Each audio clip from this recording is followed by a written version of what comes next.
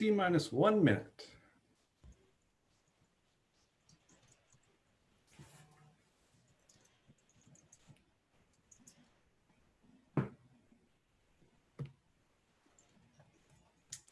All right. Looks like we are streaming live on YouTube. All right. Oh, yes.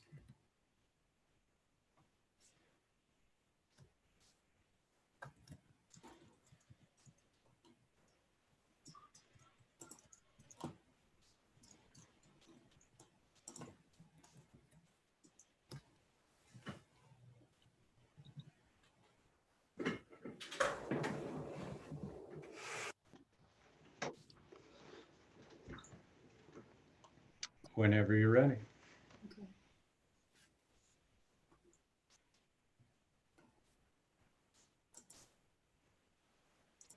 I had it. I'm changing side by side to top to bottom. Okay. It's 7:01 and I will call this Planning Commission meeting of 4/20, April 20th to order. Before we get started, I'll take a minute just to go over the protocol for the public comment during this virtual meeting. Comments submitted before the meeting via email to planner@lovelafayette.org with the subject line public comment, not on the agenda, or public comment in the agenda item. By noon today will be read into the record by city staff at their normal cadence of up to 3 minutes. I guess starting at our next meeting, that public comment submitted before noon will be handled per our typical protocol and included in the public record, but not read during the meeting. But for tonight, because those are the rules that were posted, those are the rules we'll be following. Let's see. So, and then public comments submitted during the meeting, emailed to planner@lovelafayette.org. Anytime up until the public comment period on the relevant agenda item is closed will be read into the record by city staff at their normal cadence for up to 3 minutes. To be read into the record, the email must contain in the subject line public comment not on the agenda or public comment in the agenda item. And then all public comments submitted prior to final action on the item will be made part of the administrative record. And then I'll also just note that with this virtual format, rather than commissioners or staff looking down at our desk at printed notes, some of us have multiple monitors or a laptop and a monitor, and so we may be looking over to the side or down or up. And but just for the public, please know that we're fully engaged and we're just referring to notes in a different way than we normally would. So with all that said, we'll go on to number 2. May I have a roll call, please? Commissioner Radnich, Commissioner Heising, Commissioner Labange here. Commissioner Raggio here. Commissioner Farzan, And Commissioner Sturm. And for the record, Commissioner Mason is not in attendance this evening. Okay, do I have a motion to adopt the agenda? so moved. Second. All in favor? Aye. Motion carries with all ayes, no nays. Do we have any public comments for items not on the agenda? I don't believe we do. Okay. Seeing none, then we will move on to the consent calendar. Do I have a motion to approve the consent calendar? So moved. Second. All in favor? Aye. Aye. Right. Any opposed? Okay. I heard all ayes, no nays. Okay. That brings us to item 6A, continued public hearings. Permits DR 2019 and TR 9526. Last minutes. Just a second. Okay, I'm gonna have to look over this side here. 3721 Land LLC. Request for design review for the demolition of an existing 5,962 square foot building and construction of a 37,915 square foot 4-story multifamily development containing 12 units and subterranean parking with a maximum height of 56 feet 6 inches, requiring approval of a major subdivision through a tract application and a 3,550 cubic yards of earth movement on a parcel located at 3,721 Mount Diablo. And the application includes a California state density bonus request with concessions and waivers. So we are ready for our staff report. Right. Good evening, commissioners. The item before you is a request to demolish an existing structure and build a new 4-story multifamily residential building. The former use is a convalescent hospital. It's been vacant for quite some time, and a portion of that building is currently being used as a temporary sales office for the Woodbury Highlands units.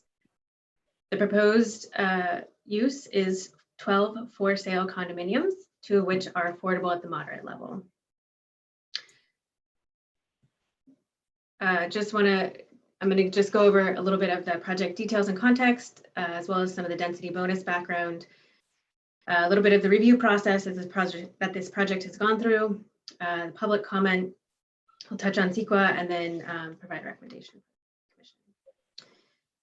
So the project is located on Mount Diablo Boulevard on the west end of town. It's on the south side of the boulevard, adjacent to the Sotheby's building. It's also across from the Veterans Hall, as well as access to the Woodbury and the Fresh Connection building. In terms of site conditions, it's a narrow lot, mostly covered with current development with very little vegetation. And it's also adjacent to Lafayette Creek. The parcel is located in the C zoning district, which is our general commercial district. And it generally limits development to 3 stories, 35 feet in height, and a density of 35 dwelling units per acre. But due to the inclusion of affordable units, the applicant is seeking modifications to these zoning standards, and we'll discuss that in just a bit. Housing is a use that's permitted by right, so no land use is permitted, or no land use permit is required as part of this application. In terms of context, the project is adjacent to single-family residential and duplex on the south side across the creek. Commercial and office uses are on either side, as well as directly across the street. It is walkable to the downtown and proximate to BART. So the application is for design review as well as for a tract map. So just a little bit of background on the state density bonus law for the public and the commission.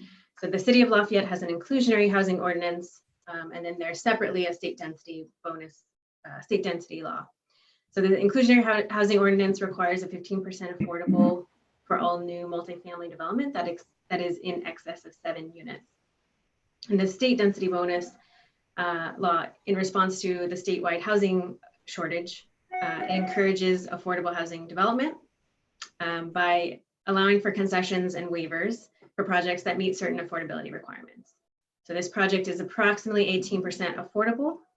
2 of the 11 units that are permitted under the base density are affordable.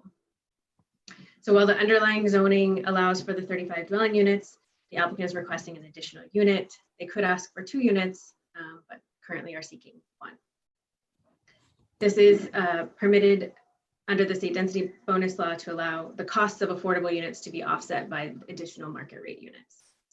So concessions are allowances or modifications to the code requirements, which are financially burdensome to the development.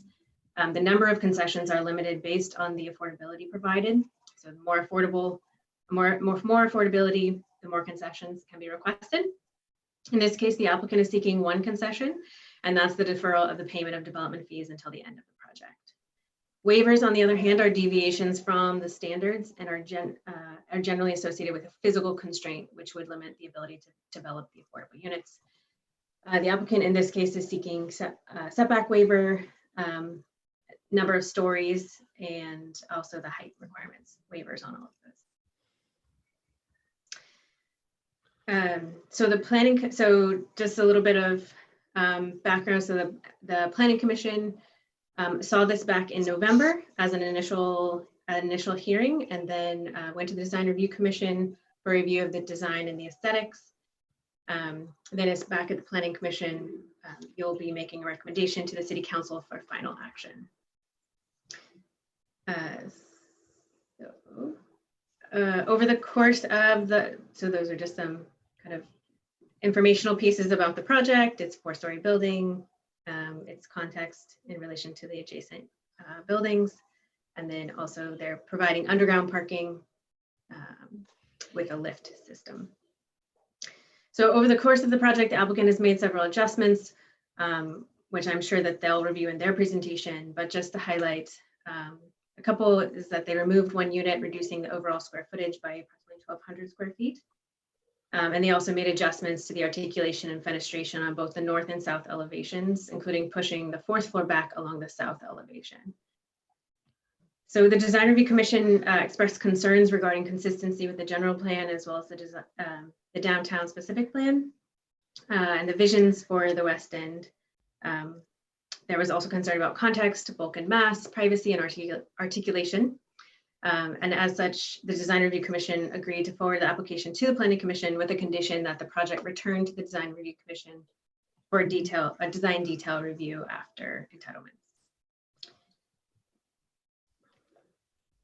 So just as I mentioned, there was some additional concerns about bulk and mass, especially on the east and west elevations, and then also the fact that the driveway is quite dominating, considering the size of the width of the lot, and hoping to have that reduced as much as possible.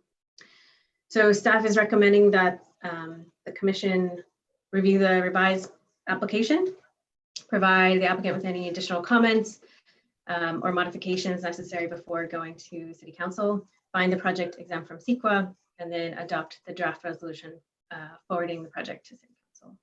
I'm available for questions if you have any.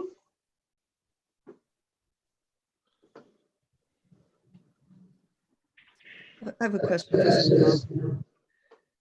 Have we looked at the height in relation to the building across the street, the Fresh Choice? Fresh connection. Fresh Connection. I don't have an image that shows that, but that is also somewhat of a tall building. There's sort of, as you know, Mount Diablo Boulevard, right? So there's 2 lanes, a median, 2 lanes is across the street. So that was, it's challenging to get a visual image, but I don't have a site section that shows that, no. I think we did compare heights at our first hearing on this project, and I thought the heights were similar, but I don't. Sarah, do you know the height of the? I don't know the height offhand.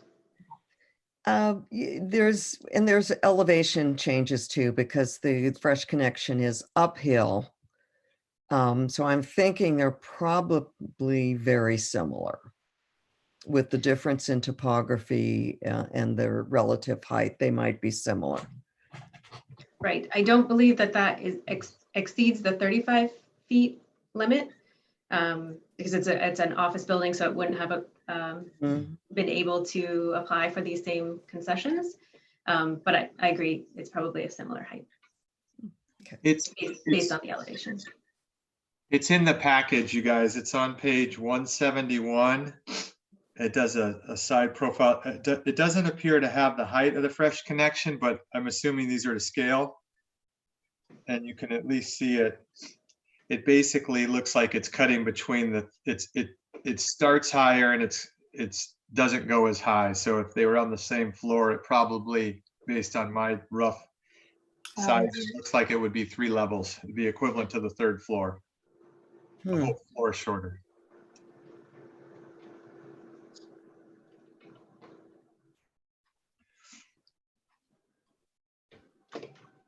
Commissioner Heising?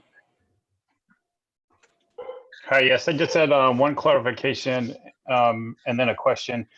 So my clarification, I think I read in the staff report, is that the city council is going to make the action for the fourth floor with the height waiver, correct? We're not being asked as part of this item to weigh in on that. Is that correct?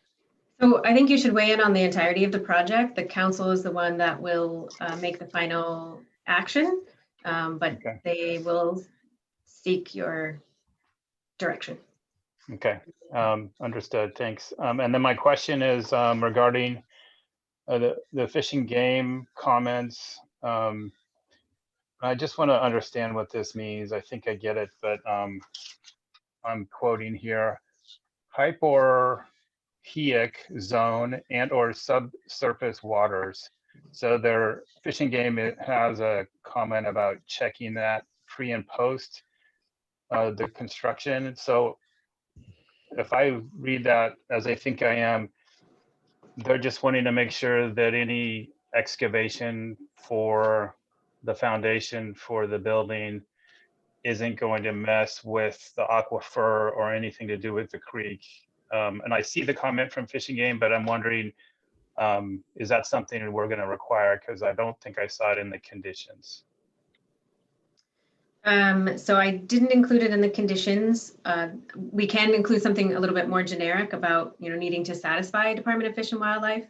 But I wanted to sort of leave it to their expertise. Okay, great, thank you. Commissioner Farsan? Hi, Sarah. Following up on the height issue. So if you look at page 2 of the staff report, we requested financial analysis during the last meeting. And I know you reached out, and I think it looks like twice, and we have not gotten anything of what I will call, well, it says formal documentation. Has anything been sent since you prepared the staff report? No. What? Yes. Thank you. Any other questions for staff? Okay, I had one question. Sarah, I was looking for the condition of approval referencing the details going back to design review, and I skimmed through them and I didn't see it. Can you tell me which number that is? I'll look for it and I can tell you what number. Hopefully I didn't forget it. No, I guess I did read through them, but I might have missed it. And then, let's see. Nope, nope, nope. Go on. Go out of the room. Okay, that was my only question. So we are ready for a presentation by the applicant. Oh, sorry. Commissioner Lavange. Sorry, I didn't ask this earlier. On the conditions of approval, number 2, where it says the city approves this lot with, should that be 12 condo units since they've moved down to 12 versus 13? Yes. Okay, so that was the only thing I saw in that. That's it. Thanks. Okay, so we're ready for a presentation by the applicant, and you have 10 minutes. It was, sorry, condition 38. Oh, okay, great. Thank you. Good evening, commissioners. Can you hear me? Yes. Yes. Good. Good. My name is Steve Stone. I'm the developer of that site, what we call the West End. I want to first of all say good evening, but also thank you all for these extraordinary efforts on your part to see these projects through and in this rough time. Sarah, first of all, thank you for your well-prepared staff report. The report reflects, for the most part, the detailed process that has successfully gotten us to where we are on this project. Our development team sincerely appreciated the input we have received from the public, staff, design review, and your commission as well.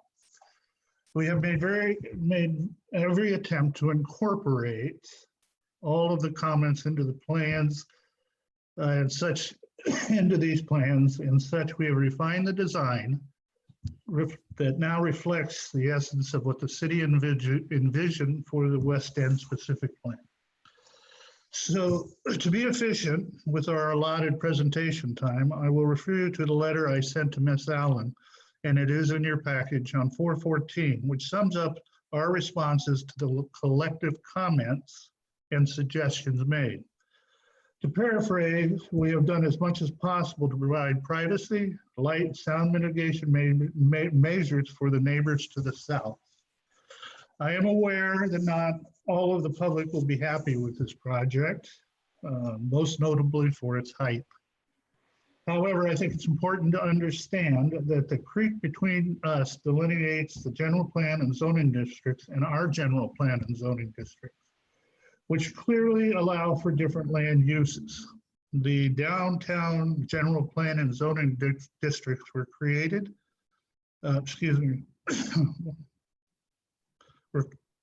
were created by the city council through the general plan updates to guide the growth in a reasonable and equitable fashion.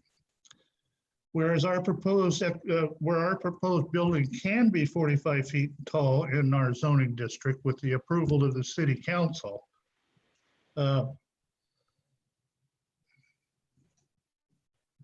Excuse me. Yeah, with the, which was previously been approved and done. Across the creek, excuse me, the D2 district across the creek continues to allow duplexes with a height of only 20. The general plan zoning districts are separate and distinct, and any reference that our building is not consistent with the surrounding area is not reasonable. The city has determined multifamily housing should be located in the downtown area for numerous reasons and has created specific plans to accomplish this vision. To compare the single-family real estate building to our west and the small office building to the east without taking into account the Fresh Choice building, the height of the Woodbury condominium project, the Woodbury Highlands project, and the LAR project is not presenting a true picture of the existing project. The approved projects are examples of the vision the city created in the general plan, downtown specific plan, and zoning districts, and certainly are not reflected in the older buildings to our east and to our west that were built prior to the general plan update, which are not indicative of the city's vision. With staff's help and neighborhood input, we have resolved most of the concerns that the staff and planning commission have expressed. We have in good faith designed a building that incorporates the vision of the downtown specific plan at the same time replacing an abandoned and degraded convalescent home. Tonight, we respectfully requesting that the Planning Commission approve the project and forward it to the City Council for their review of the state mandated waiver for height under AB 744. In answer to one of your commissioner's questions, I did send today to Sarah, I'm not sure she got it, is an analysis of not the pro forma, but the size of the units if we only had a 3-story building. If I might, I will just read this to you and you can take it for what it's worth. Sarah, regarding item 4 of your staff report, financial analysis, Commissioner did not want a pro forma, but wanted to know the size of the units if we were limited to 3 stories. I reviewed HDO Architects A15. With the current setbacks and without our requested waivers, the buildable area would be 3,977 square feet per floor for a total gross square footage of 11,931 feet. When you reduce that by 20% for common areas, the number drops to 9,545 square feet. With 4 units to a floor, that gives you a unit average of 745 feet. With the current setbacks, if you calculate, assuming the waivers are granted and the livable square footage would be 16,861 feet. Again, presuming 4 units per floor, the average unit size would be 1,405 square feet. It is our opinion, and has been our opinion, that the square footage would not be large enough to attract our intended market of moved-down buyers. It would also put us in direct competition with larger projects being built by Lennar and Davidon, which primarily have units that are in a smaller area, smaller units. And We want the biggest units we can get. So if I can answer any questions, that'll be fine, but our team is here. We have Patricia Curtin with Wendell Rosen, Mike Milani and Associates, Randy Harris with HDO Architecture, and Sally Thornburg with Lure Fine Real Estate. Thank you.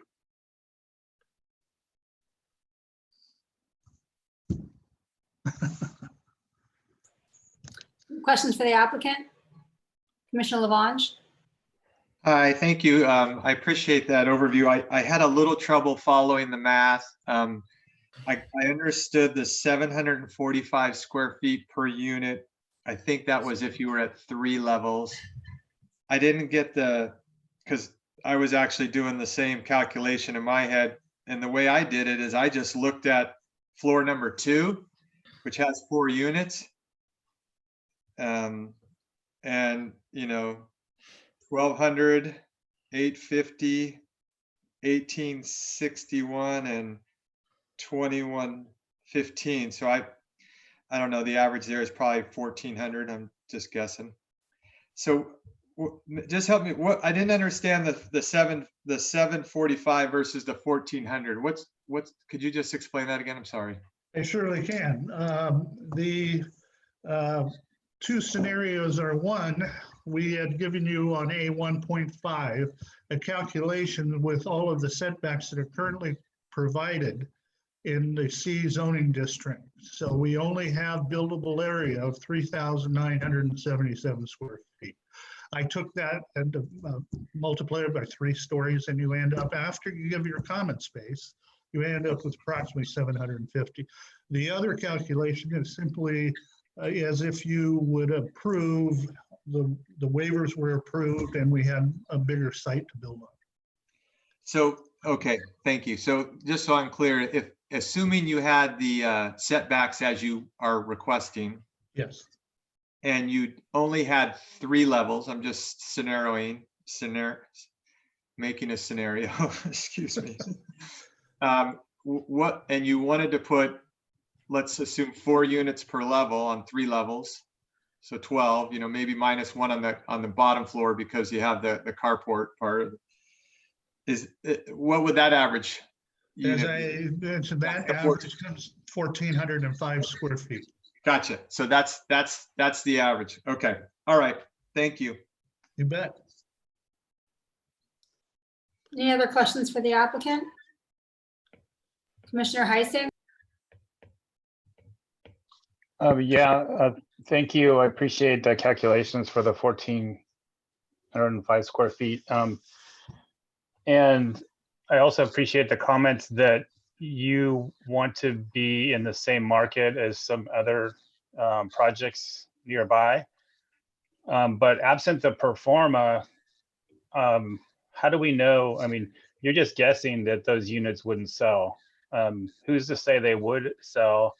And absent a pro forma on what it's costing for you to build the project with the smaller units, how do we know?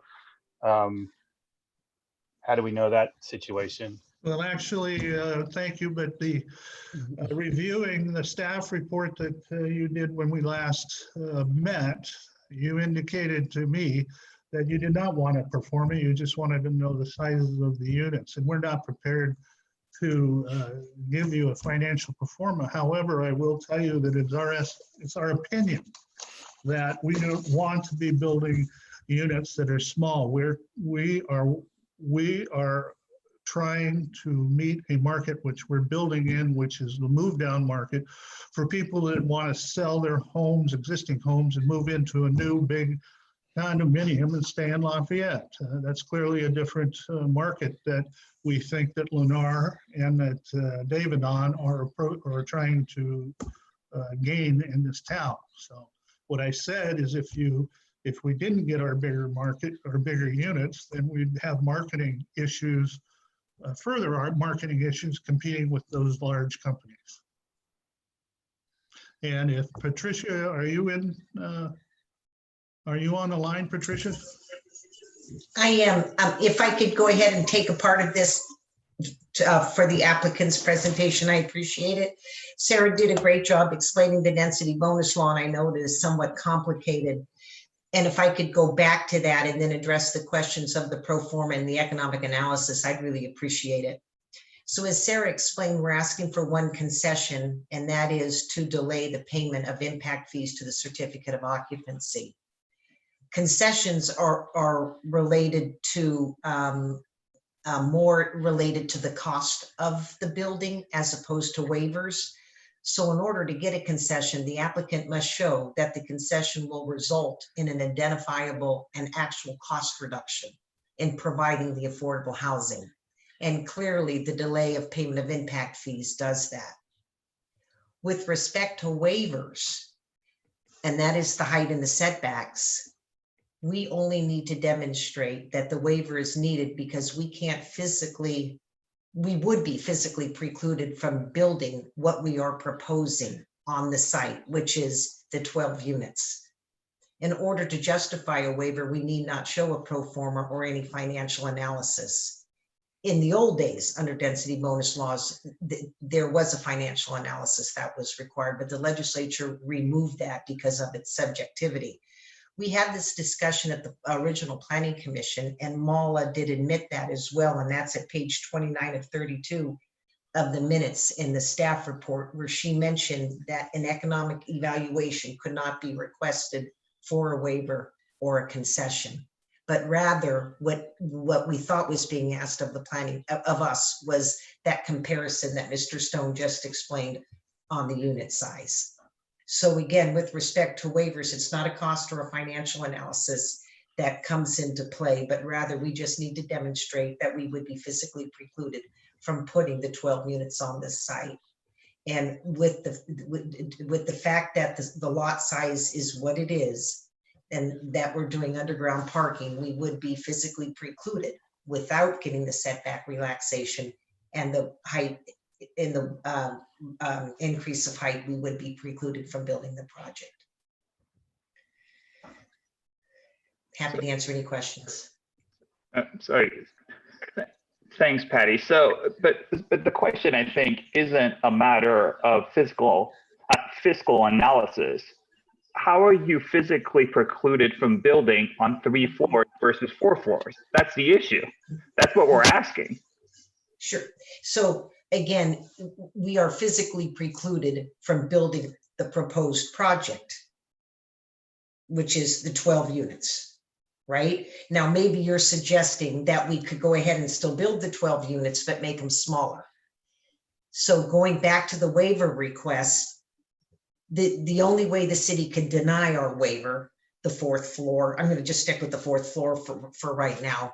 You must demonstrate in the burdens on the city that the waiver that we're requesting would result in a specific adverse impact upon health or safety. And there's no feasible way to mitigate the specific adverse impact.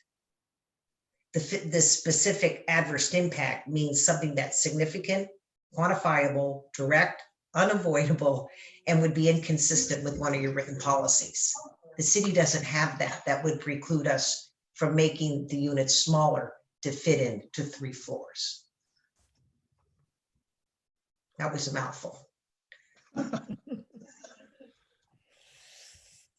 As an example, our project on the other end of town, Paloma, we have designed for the move down market.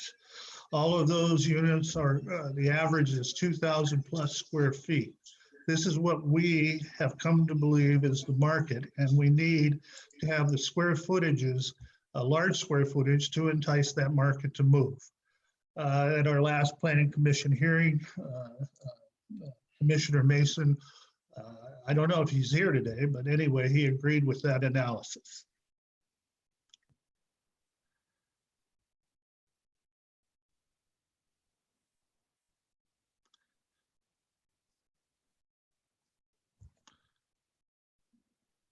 Chair Sturm, I think Commissioners Radnich and Labange both had questions.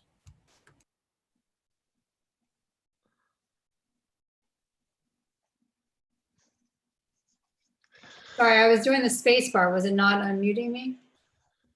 No. Commissioner Radnich?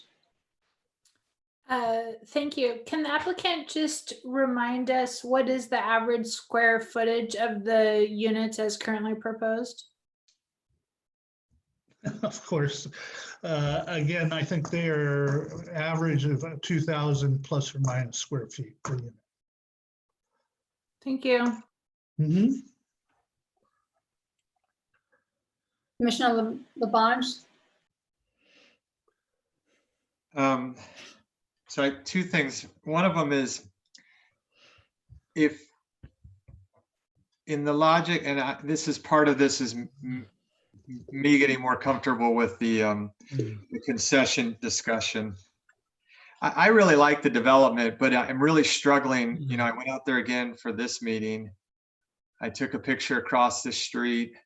You know, I marked up what I thought was the building. And it's dramatically bigger from both sides. I mean, you can see that on the stuff you provided, but you know, it's never quite the same.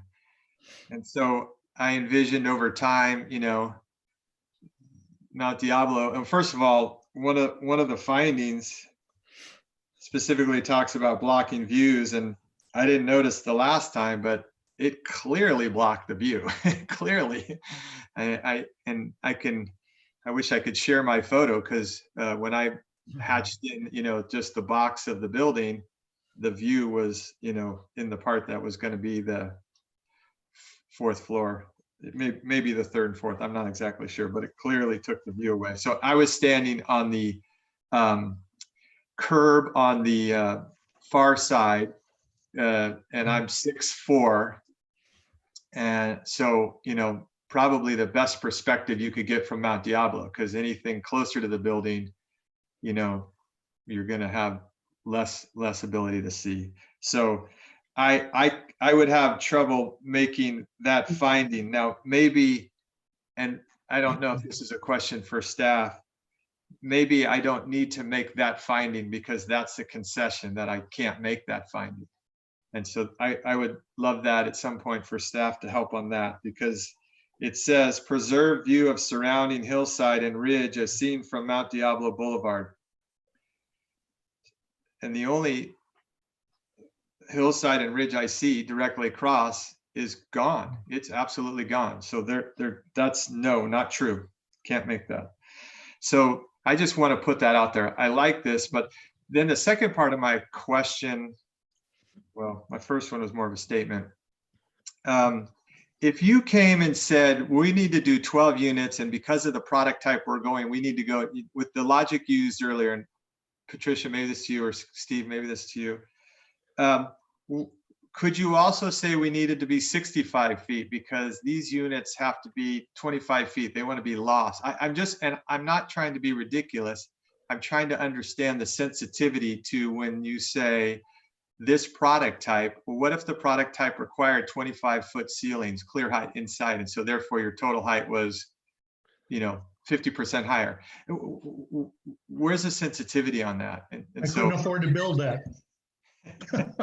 I don't know, maybe people would pay more for that because that's kind of cool. I think what I'm trying to say to you is that we try to be reasonable in this. I must, if I'm correct on my interpretation of the C zoning, actually, you can go to 45-foot height in the C zoning with city council approval. We're just asking for a concession. And I think it's important to compare the massing and scaling of this building compared to the Sotheby's building, which was a single-family residence turned into a sales office, and the smaller office building to the east. To me, is sort of a false negative. The fact is that those two buildings are the ones that are not in conformance with the C zoning. The buildings that are in conformance to the vision that the city as guidelines has put us into this design of this building are more appropriate to look across the street, the Fresh Choice building, Lennar, Davidon, Woodbury 1. That's what the city was asking for. And then what I'm telling you is the 35 and 45-foot height limit also applies to both the Fresh Choice building, or excuse me, both the Southerly building and the office building located at 3717. The owner of 3717 at our last planning commission meeting was at the meeting because he was concerned that he wanted to be able to develop his property under the appropriate guidelines that we were. So I guess what I'm saying to you is if you stand on Mount Diablo Boulevard and look across the street, what your C zoning indicates that you will not, that's what you will have, 35 to 45 feet.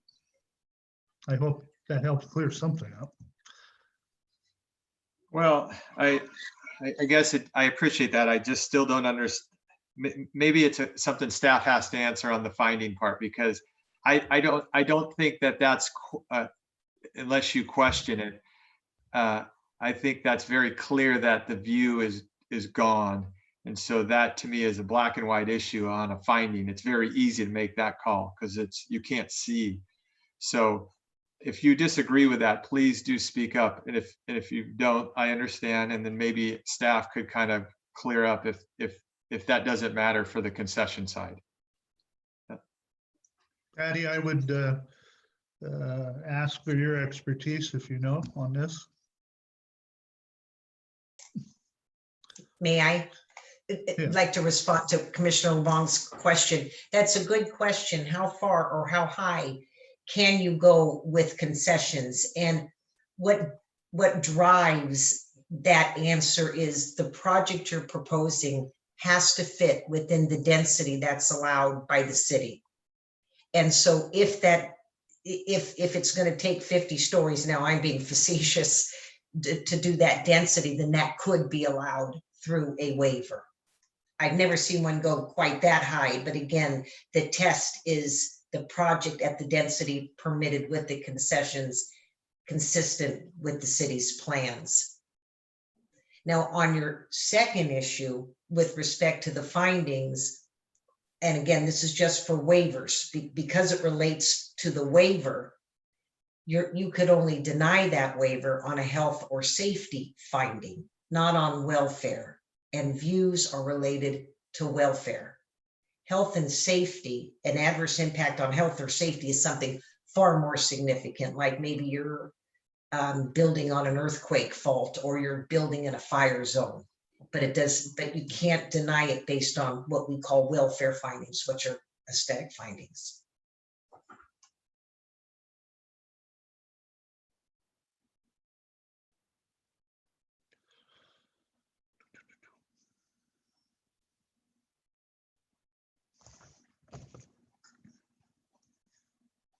Commissioner Maggio.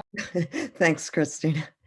Mr. Stone, it's a big girl to be sure. There's been a lot of comments about her size with her neighbors, although I do see a lot of benefits with this project. I think we do need the affordable housing as much as we can get. We're doing pretty well on the housing front otherwise, but we still lack that affordable component. So hats off to that. I think it's a benefit for our community.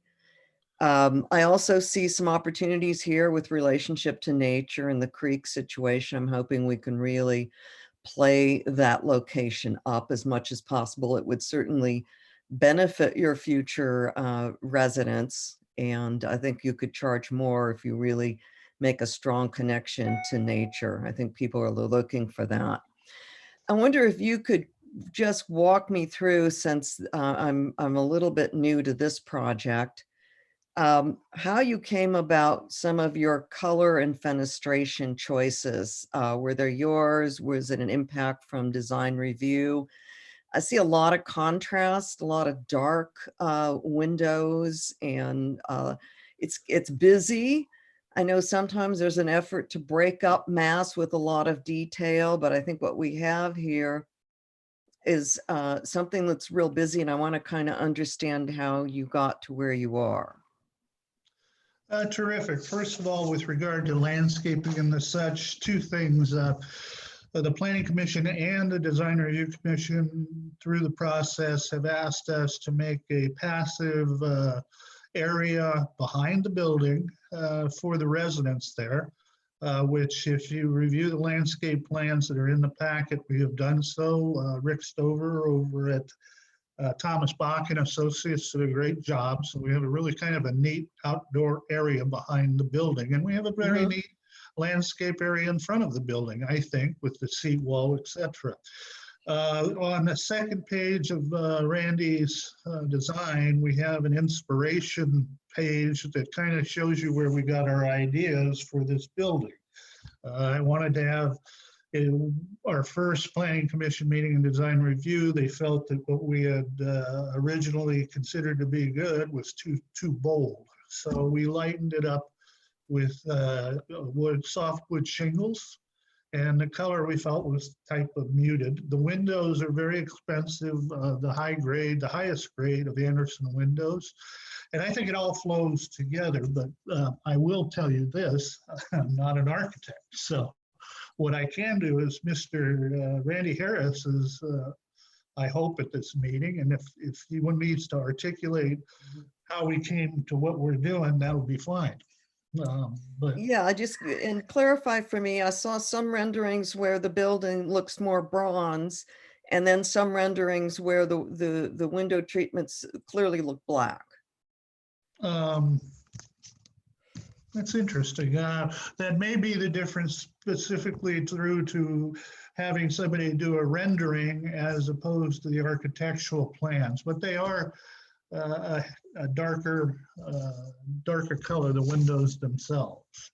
But in my comments, in my letter, responses to staff, I did say if the color of the building becomes a particularly pointed issue, I'm happy to work with staff to come up with a color that we both agree upon.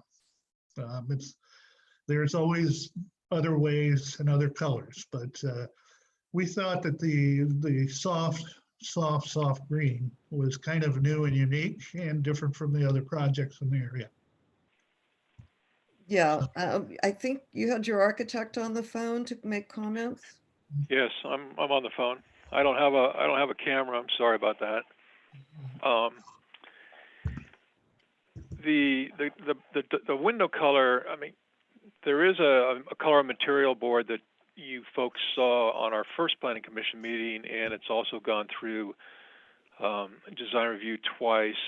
And between the shingles and that green and the bronze color, it's the design review, and we kind of all agreed that that was kind of the direction we want to go. The problem with what you're seeing sometimes in printing is you can't print it the exact colors. They're pretty close now, but you can't print it the exact colors, and that's why we made that color material board. And I don't know how we share it with you now, but it's there. Sarah has it, and we're happy to share it.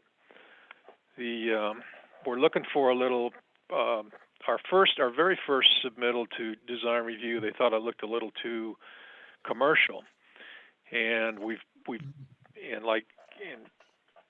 a little too much of a monument, and so we've broken it up so it looks.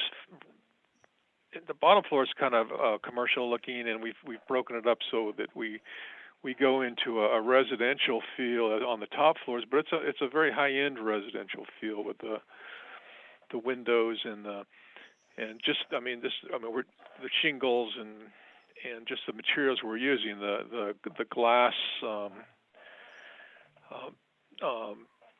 guardrails on the patios, and I don't know how many of you have visited our Paloma project, but it'll be the same window, and it'll be the same quality project. And so between design review and first planning commission and a couple times at design review, we've come up with what we've come up with, and we think it addresses the concerns that we've had and gone back and forth with, and we're happy with the way it's looking now.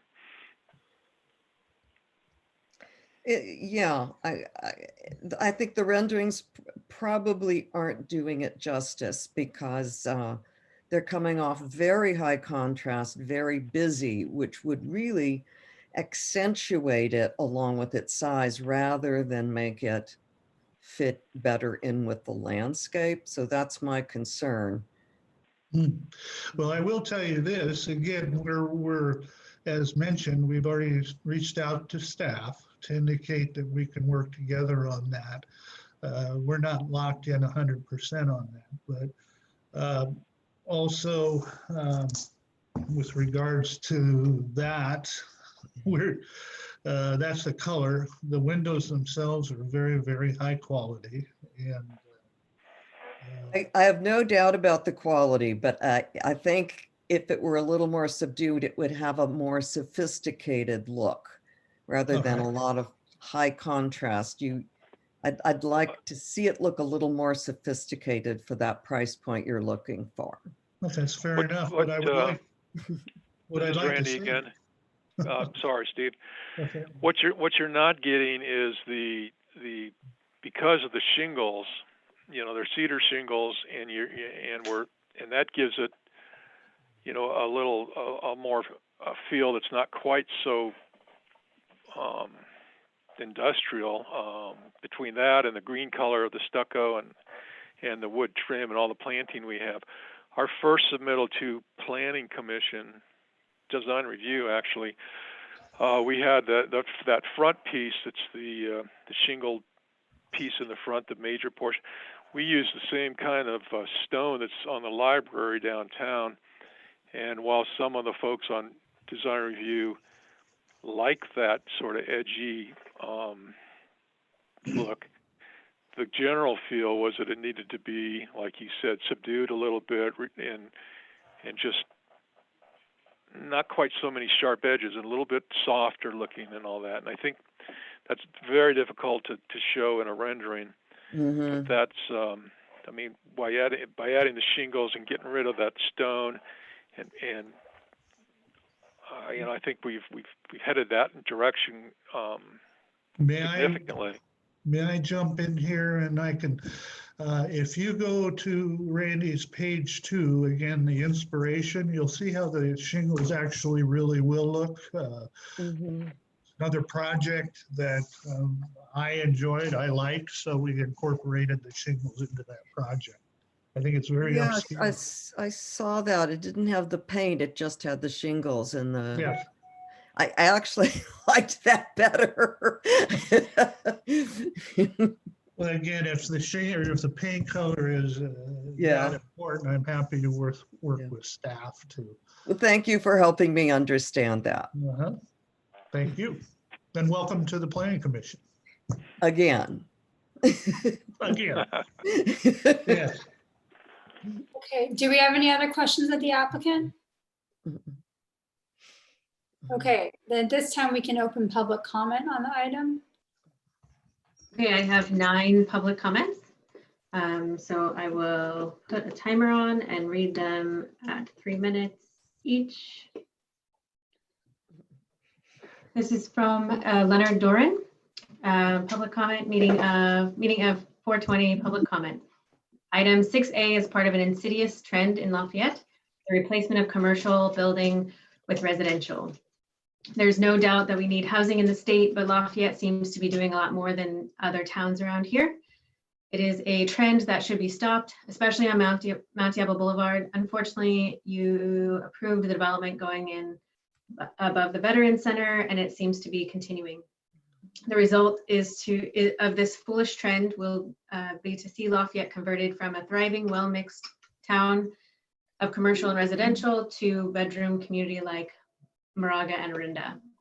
We will lose vibrancy of our town. I'm asking to think very carefully about what you are doing. Leonard Doran, 941 Mountain View Drive. Then we have one from Nahid Nasiri. Oh, let me restart the timer. Actually, Greg, do you mind timing for me? Great. Okay.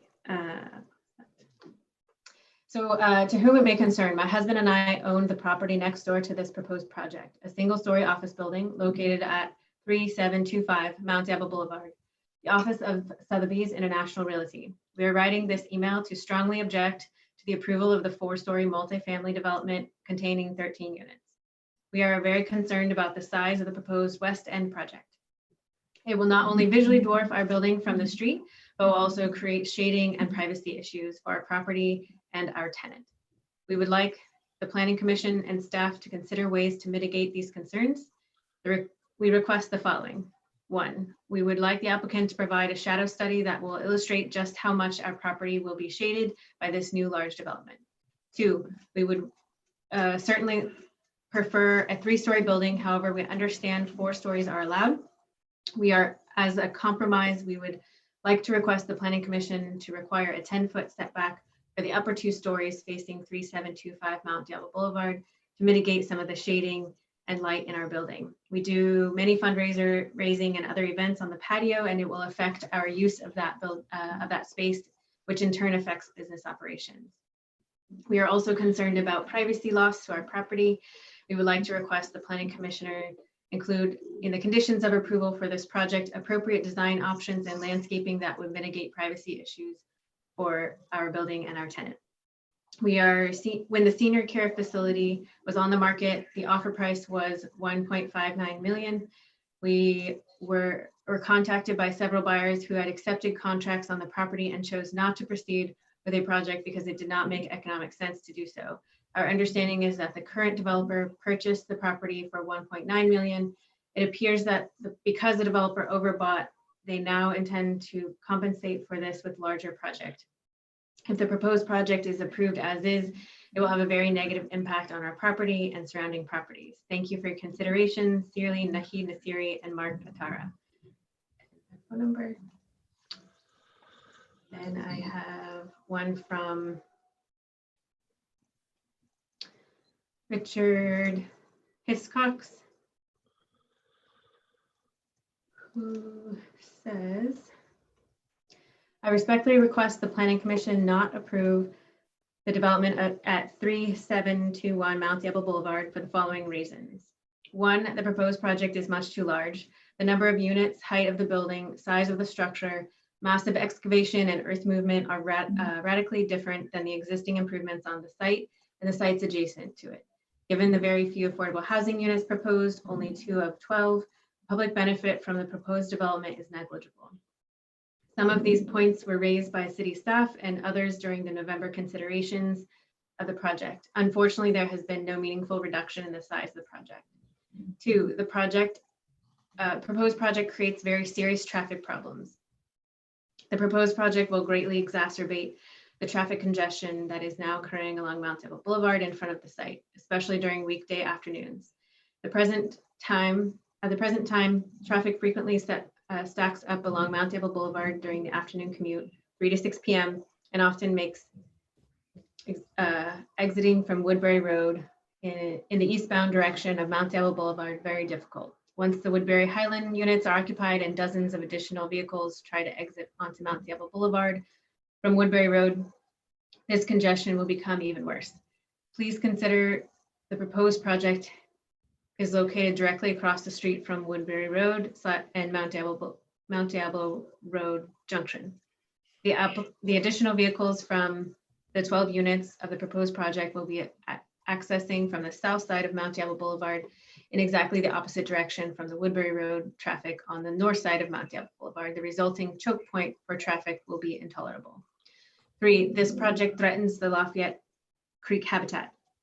The 3,550 cubic yards of earth movement at the proposed site proposes an immediate threat to Lafayette Creek, the delicate habitat of Lafayette Creek.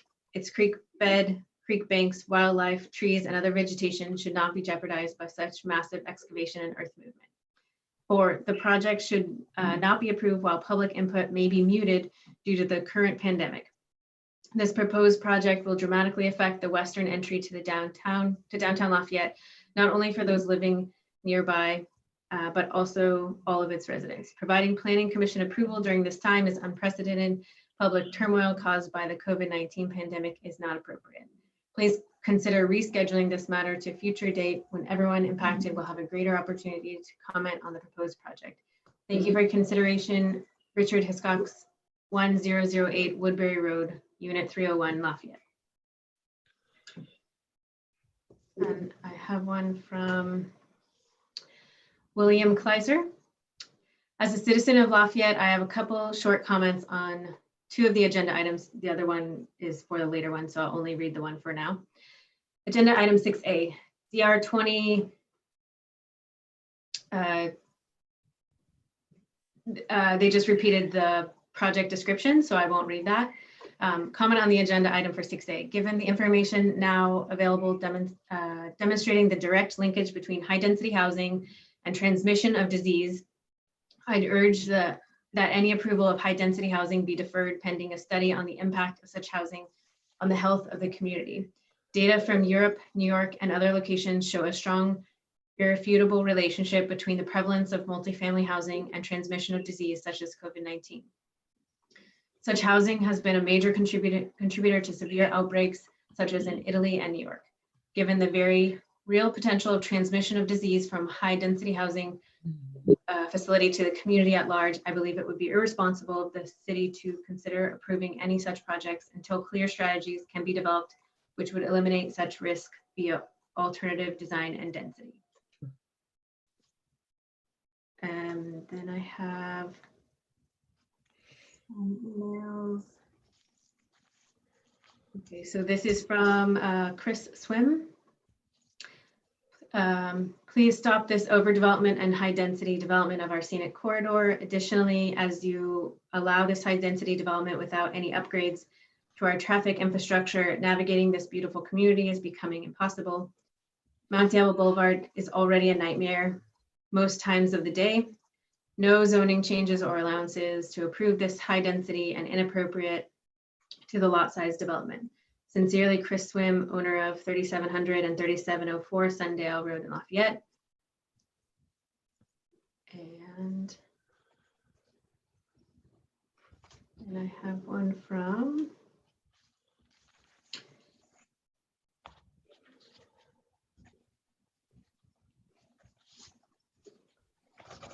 this one is from Laura Kroll. Dear members of the Planning Commission, my name is Laura Kroll and I live in a community on the east end of town, Paloma, which I moved into in November 2019. Based on my review of the West project plans at 3721 Mount Diablo Boulevard, it is of similar unit size and quality as the condo I currently own. Speaking from my own personal experience, I can vouch for the need of small upscale condo buildings in this community and all over the Bay Area. I have come from Piedmont and looked long and hard for a small, high-end community in which I could scale down from my single-family residence. I was pleased to finally find it at Paloma. After the death of my husband, being in my early 70s, it was difficult for me to manage my homes as well as a business. My residence in Piedmont was too big and very labor-intensive, and downsizing became one of my first priorities. I wanted to stay in the East Bay, preferably move to Arendar or Lafayette, since it was important for me to keep some of the infrastructure that we had built up for over 40 years. Many of my friends in the same position are in the same position as me, as well as professionals I contacted in real estate business, warned me of a non-existing market. As it turns out, it took 3 years of searching to find high-end, small multi-tenant project that comes close to private home with generous size rooms and high standard of quality throughout. Based on what I know of this developer, the current plans and walkability to downtown Lafayette, this project will be very desirable to my friends and associates and certainly would be an asset to the community. I would encourage the commission to approve the plans so it may be built. Sincerely, Laura Kroll, 3235 Mount Diablo Court, number 203. I have one from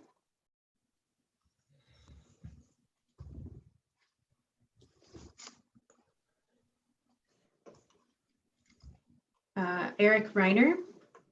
Regarding 3721 Mount Diablo Boulevard, the 3,550 cubic yards of earth movement will have an impact on the protected creek and the nature of the backside of this property. Lafayette needs to do a better job with protecting the natural landscape that we are so lucky to have. The size of this project and its setbacks far dwarf the neighbors behind it and to the right or left of it. Is this truly the location that Lafayette wants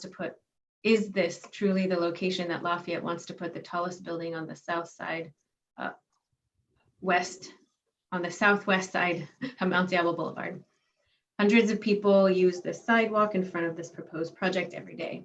Children riding bicycles, family out for a walk, joggers, dog walkers, moms pushing strollers. This proposed building will dominate and dwarf all that is around it. I propose that this project gets reduced. Bring it down to 2 stories with a much smaller underground parking away from the creek, push the building further off the street and increase the setbacks from the creek and the neighbors. Make it a sixplex, not a 12plex. Eric. And then I have one from Kathleen. I'm Kathleen Thomas Smith. I couldn't figure out how to get the meeting through the link. I only see old meetings. I live at 3694 Mosswood Drive, Lafayette, which is the property across the creek from 3721 Mount Diablo Boulevard. Mr. Stone and I have met. He has offered to have his landscape architect work with me to help provide privacy and beautification of the creek area. He has seen pictures of ideas that I have for my property, and hopefully we will come up with a mutually acceptable great plan. He is aware that I wish the building wasn't so tall. I'd like to acknowledge that he did step back the building so it is not just a huge wall in my backyard. Kathleen Thomas Smith. And then she also said the shingles blend into the residential homes like mine on the south side. The green also blends with our homes. And then I have one comment from Ted Leonard. Please clarify if Karen Maggio is saying the window frames are too dark or if the window glass is too dark. Frames. And But those are all the public comment.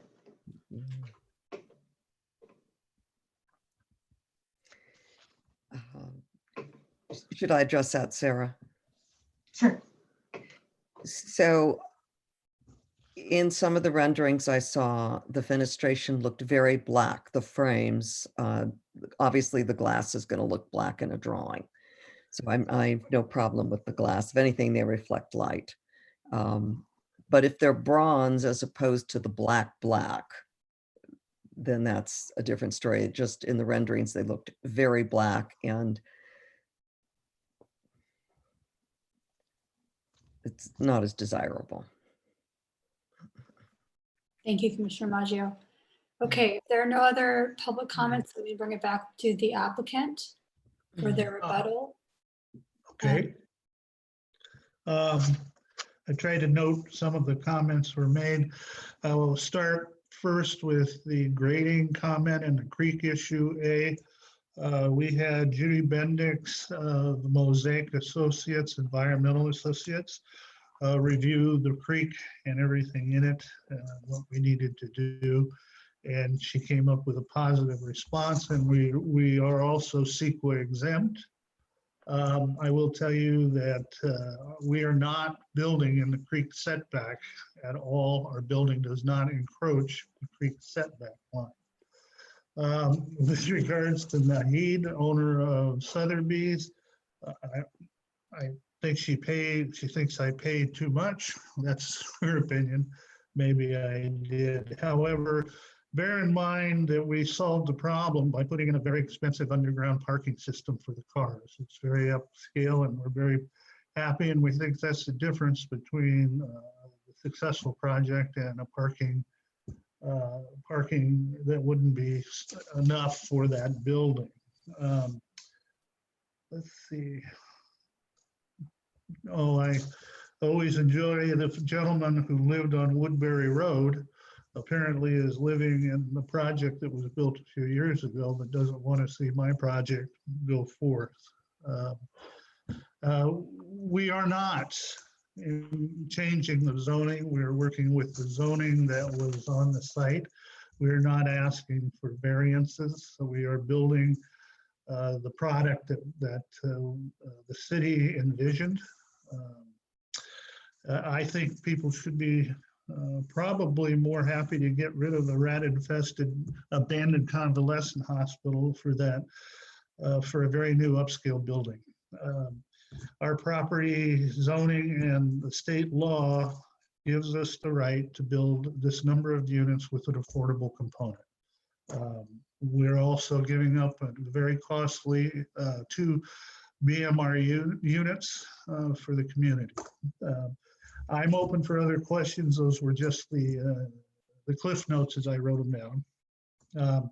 Mike Malani of Malani and Associates, our civil engineer, is here. And he has probably a better handle on the environmental and the design of the building, if you wish to speak to him. Greg, I've neglected to mention that the rebuttal period is 5 minutes. Have you been timing? Yes, I don't believe there are any other additional points to rebut, but there's about 2 minutes left on the clock if there are. I failed to read one of the public comments that I received, so I can either do it now or after. Okay. Go ahead. Did the engineer want to say something or just? Well, relative to the earthwork, the 3,500 cubic yards, that just goes with the subterranean parking. You can't have one without the other. So it goes along with the project. And one of the desires from a clean water standpoint is to have covered parking, and this project accommodates that, plus also provides the parking for the residents that are there. As Steve correctly indicated, that the project is outside the structure setback line, so there is no work inside the creek channel itself. So we are preserving that particular corridor in its in situ situation. So the project's compliant with C3. We're meeting edge condition elements in through there. So, from my standpoint, it's a very handsome building. I think it's going to fit well in town on the west side. We are, some of the benefits you're seeing, we are undergrounding the overhead electric that fronts the project, which does change the composition of the way that street looks. So I think as the west side of town enhances over time, that whole area will develop. I do have to say it's the first time I've seen somebody use the concept of don't build in my backyard and using a pandemic to use that. So that's an interesting comment that I'll have to put on the books as a new one that I have not heard to promote not building at all. So anyway, a new one for me. One other comment before I turn it back over to you. I want, with regards to removing 3,000 or 3,400 yards of dirt, to put that in comparison with Woodbury and Lennar, both of those projects moved 50,000 plus yards of dirt on each project. So I think our amount per unit is considerably smaller, and it's not a great deal of dirt to be moved. Thank you. Thank you. Okay, Sarah, do you want to read that final public comment, please? It's from William Gilbert. Dear city planners, please do not approve the project development at 3721 Mount Table Boulevard. As proposed, the 4-story development apparently exceeds and requires an exemption from current Lafayette codes and apparently requires an exemption from CEQA. In addition, the proposed development is part of a disturbing Lafayette trend of destroying needed downtown professional buildings to construct more developer profitable multi-unit housing. This trend is in approvals by Lafayette City government does not appear to be one that gives top priority to the concerns and welfare of the Lafayette residents, whom city officials supposedly represent. Lafayette would be better served by renovating the building at 3721 Mount Table Boulevard and returning it to its original purpose for the housing and care of our senior citizens. Sincerely yours, William Gilbert. Okay, thank you. So at this time, we'll bring it back to the commission for our deliberation. I do have a couple questions that I did not ask earlier, so I'm gonna, well, actually, we'll just go through them. All right. As we started deliberation, so I just wanted to restate what we're tasked with here tonight. We're reviewing the revised project before us, including judging it against the downtown design review findings, the findings for approval of a subdivision, and the findings for approval of a vesting tentative tract map. Further, we are providing a recommendation to the city council regarding the findings as well as the requested height waiver. So maybe we want to go through, and each commissioner can let us know if they are unable to make the findings and why, and then any other comments they have on the project. And then once we go through that, then we can speak up if you have comments on any of the conditions of approval details. So I'll look for a hand of who would like to go first. Commissioner Heising? Yeah, just a couple quick questions I had before I got into some of my points on deliberation. Sarah, for Kathleen Smith, I believe she commented at the earlier public hearing. And if I'm not mistaken, is her backyard directly across the creek from the project? That's correct. Okay, so even though she didn't say it in her comments, she seemed like she was supportive of the project because she was talking about positive discussions she had with the developer and also changes that were made that she was appreciating. Another item that comes to my mind, I think she also commented at the time that they didn't want to have the AC units on the roof on the far south side of the building. And I noticed from the plans that they're in the middle of the building of the roof. So they're either at the front of the building or the back, they're kind of right in the middle. And then my other question regarding one of the speakers is a shadow study. And I think it was one of the first couple of speakers for the property to the west. I'm just trying to think out loud, what if a 4-story is allowed per the guidelines and the council approves it, what good would it, is this something we could ask for? And what, I'm just trying to understand the purpose of a shadow study, and have we asked for those types of things in the past? We have asked for them on other projects. I don't know that if we found that it would shadow the building that we could make them alter it significantly. Yeah, absent the 4-story going away, the shadow, we can't affect any outcomes of a shadow study, is I guess where I'm thinking as far as trying to address that comment. Okay. Those are the questions I have for now, except this last one that's kind of far-fetched. And I don't know, Greg, if you might want to chime in too. In a prior life, when I worked for a city, we would sometimes give developers give them the ability to park in public on the street, and they would get a reduction in parking for their on-site requirements. Essentially, the city would give them off-street parking. So I'm thinking way outside the box here in a way for the developer to still get 12 units and eliminate a 4th floor.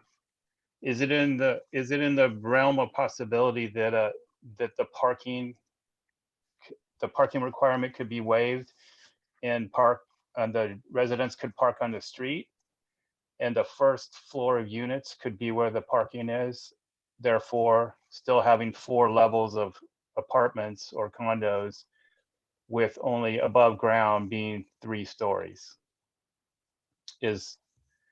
I guess I'm just trying to think of all possibilities. And even if that were a possibility, the developer wouldn't have to take that. They could say, no, we want to have indoor parking because we want it to be an amenity. Is that correct? I mean, what's our flexibility here? So the council's actually given us direction to not allow public parking for private use, because otherwise it's not public then. Mm-hmm. So I don't know that we could do that in this case and that it would provide enough parking. I don't know that it would be advisable in this case. Yeah, no, okay. It may be better I hadn't realized that the council had said that. Was that across the board or just in specific zones in the city? Across the board. Okay, all right. So my far-fetched idea is not even possible. Thank you. But Those are all my questions.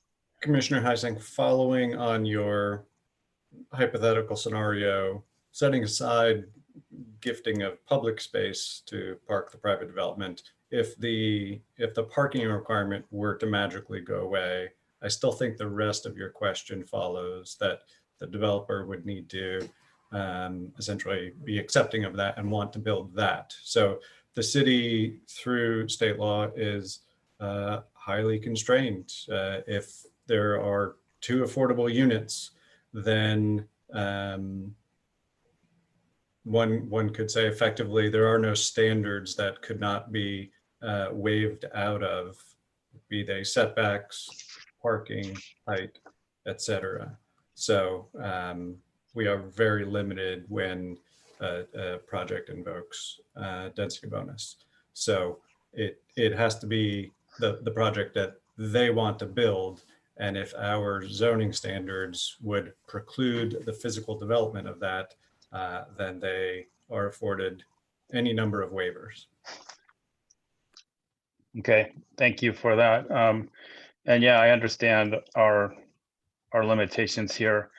I guess I'll go from questions to my comments, and then I'll be done, and we can open it up for others. I'm supportive of this project and moving it forward to the city council. I guess I would request that we consider adding a clarification or amendment to condition of approval 38, where by which we specify that the east and west elevations, when it goes back to design review, they pay particular attention to the east and west, since we received comments from both neighbors on this project, on the east and the west. And then back to my earlier comment at the beginning regarding the creek. I agree with Commissioner Maggio that the creek's an amenity that should be emphasized as much as possible, and I think it will be a good amenity for the residents. And this is something we talked about at the last meeting, Karen. It was, we all agree with you. I think that was something that we asked the developer to highlight. And that's what triggered one of our questions regarding the creek, the flood zone. We wanted to make sure that the project was out of the flood zone. And I think it's barely up to the basement elevation if you look at the plans. So I was wanting to maybe further beef up the conditions regarding that. I don't even know how to pronounce it. Hyporheic. Basically to address the comment from Fish and Game that we make sure that any drilling of piers or excavation for foundation doesn't monkey with the creek. I probably shouldn't use the word monkey, but mess with the creek and affect the flows or somehow damage the aquifer. And I don't know what condition, if it'd be a separate condition or we might want to just weave it into another condition. But those are my comments for now, and I'll stop with that. Commissioner Radnich? Mostly I would just like to echo Commissioner Heising, but also I do understand density bonus law and therefore understand why the 4th story is being proposed as part of the project. I do echo the comment about the land, or just about paying attention to both the west and east elevations, but specific to landscaping. We heard a couple comments on privacy. I do know one comment was from a resident on Mosswood who appreciated meeting with the applicant to discuss landscaping options.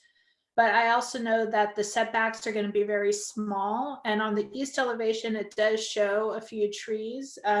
There's a lot less on the west side. From what I can tell, it seems like it's in the front of the building and in the rear. So knowing that the Sotheby's property, or the property directly adjacent to the west, currently occupied by Sotheby's, they have concerns about privacy and for their courtyard. So hard to tell which portion of the existing vegetation is on which property line, or, you know, side of the property, assuming a lot of it's going to get wiped out during this construction. If it is an option to even work with that property owner to even do landscaping that might be on their side, even though you don't really have a lot of room, just something to consider that I would like considered.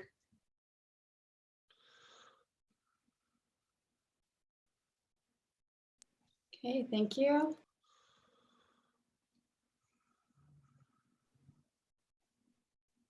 Commissioner Maggi? Yes, thank you. I understand our current laws and our current ordinances right now, so I'm really not going to address the fourth floor issue, and I understand an amenity of underground parking as opposed to street parking. So I'm not going to go there either. But what I will say is that I think that Mr. Stone and his team need to work with the neighbors to address their needs to the extent possible, and also work with DRC and the city council to make this the nicest amenity for future residents in the community. Something that's nice looking when we're driving down, that provides a wonderful housing option for people who want to downsize.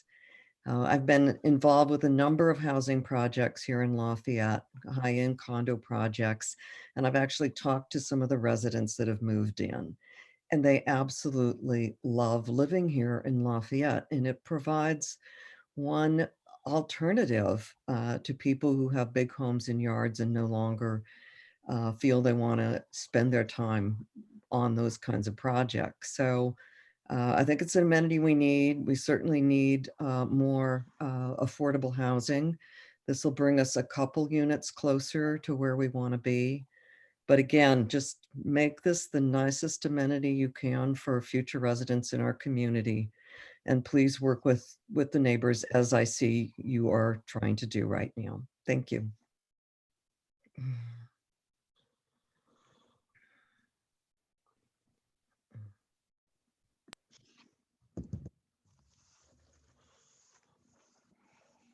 I'm happy to go next. Okay, Commissioner Frost. So I actually like the design of the building. I think it's and again, there are things to fix along the way. I think it's a huge improvement with respect to the building that's there now. I actually run by that building almost every single day, so I'm very familiar with that area back and forth. So I think putting something new there in this project is a great idea. I will say, I know we can't do much about it, but I do think the fourth floor is going to be an eyesore compared to everything else out there. Not an eyesore in a bad way, but it's going to stick out. And I just want that clear for the record. Having said that, I think just to reiterate what several of my colleagues have already said, I think privacy is a big issue for the residents who live on the south side, that their privacy is protected, and do everything that's possible to help along that front. And again, I think it's a good amenity. I think it's going to make the area look a lot nicer than the building that's there. That's not even a close call for me. I will add one more issue. I know the Paloma project has been brought up several times during this. I'm fairly certain, and somebody can correct me, I think most of those units are still sitting there unsold. They're there. So I think there's this feeling that these are going to be built and they're going to be bought and sold and bought immediately. I think people should keep that in mind too. And I'll leave it at that.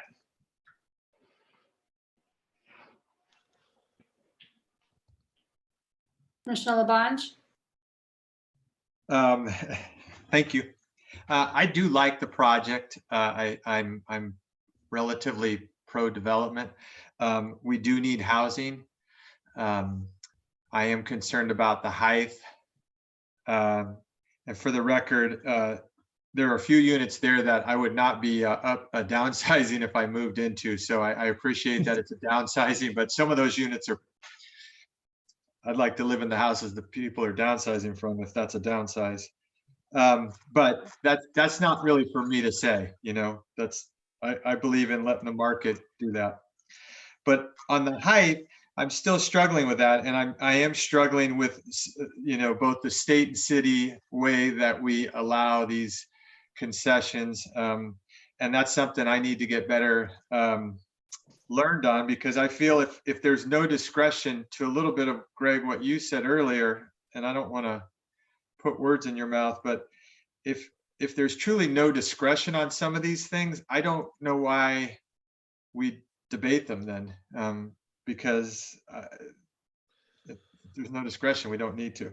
But I think there's somewhere in between there, and I would love it if maybe staff could, and whether it's now or later, just help address what earlier was said about findings that are health and safety versus, and I don't remember how it was phrased, but if it's not, and I think seeing the mountains is not a health and safety issue. I don't, so if that's really it, I'd like to understand that better.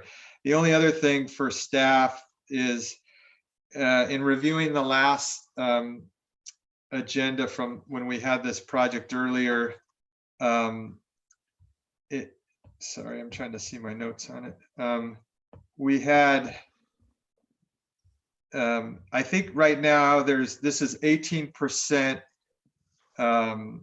moderate income household by percentage.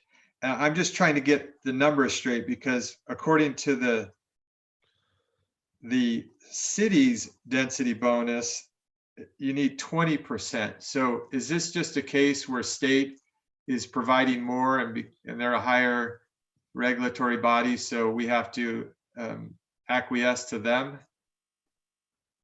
Because 6.63603, and number 4, 20% of the total dwelling units in the condominium project for moderate income household to get the concession or incentive. And so but according to the applicants, they're below that. So I'm struggling with that a little.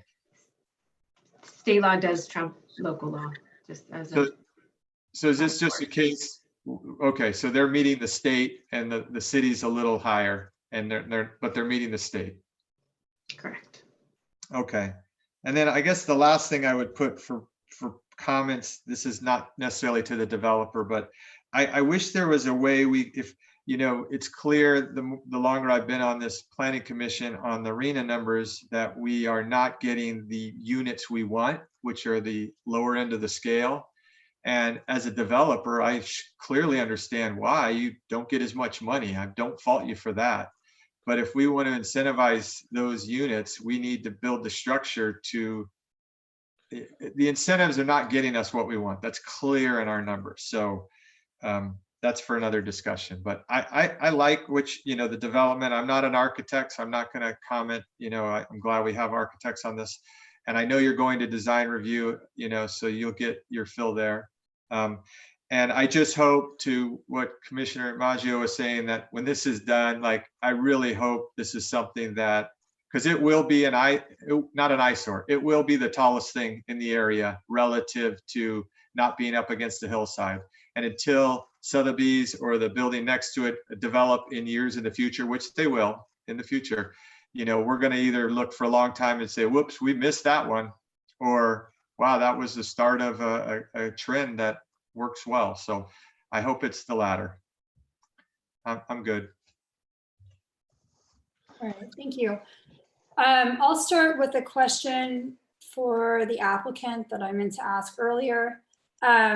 Regarding the entryway, well, the staff had a comment about decreasing the width of the driveway, and I saw the response was that I guess you needed sort of a double the width there for 2 vehicles to be parked side by side because of the queuing. Mhm. But maybe you could explain that in your own words. And then there's a few images and I'm trying to figure out exactly what the entryway looks like. There's an archway element that seems to be in 3D, but not in others. And I'm wondering if you have the width there to add a seat wall, maybe along the property line side in some kind of narrow landscaping element.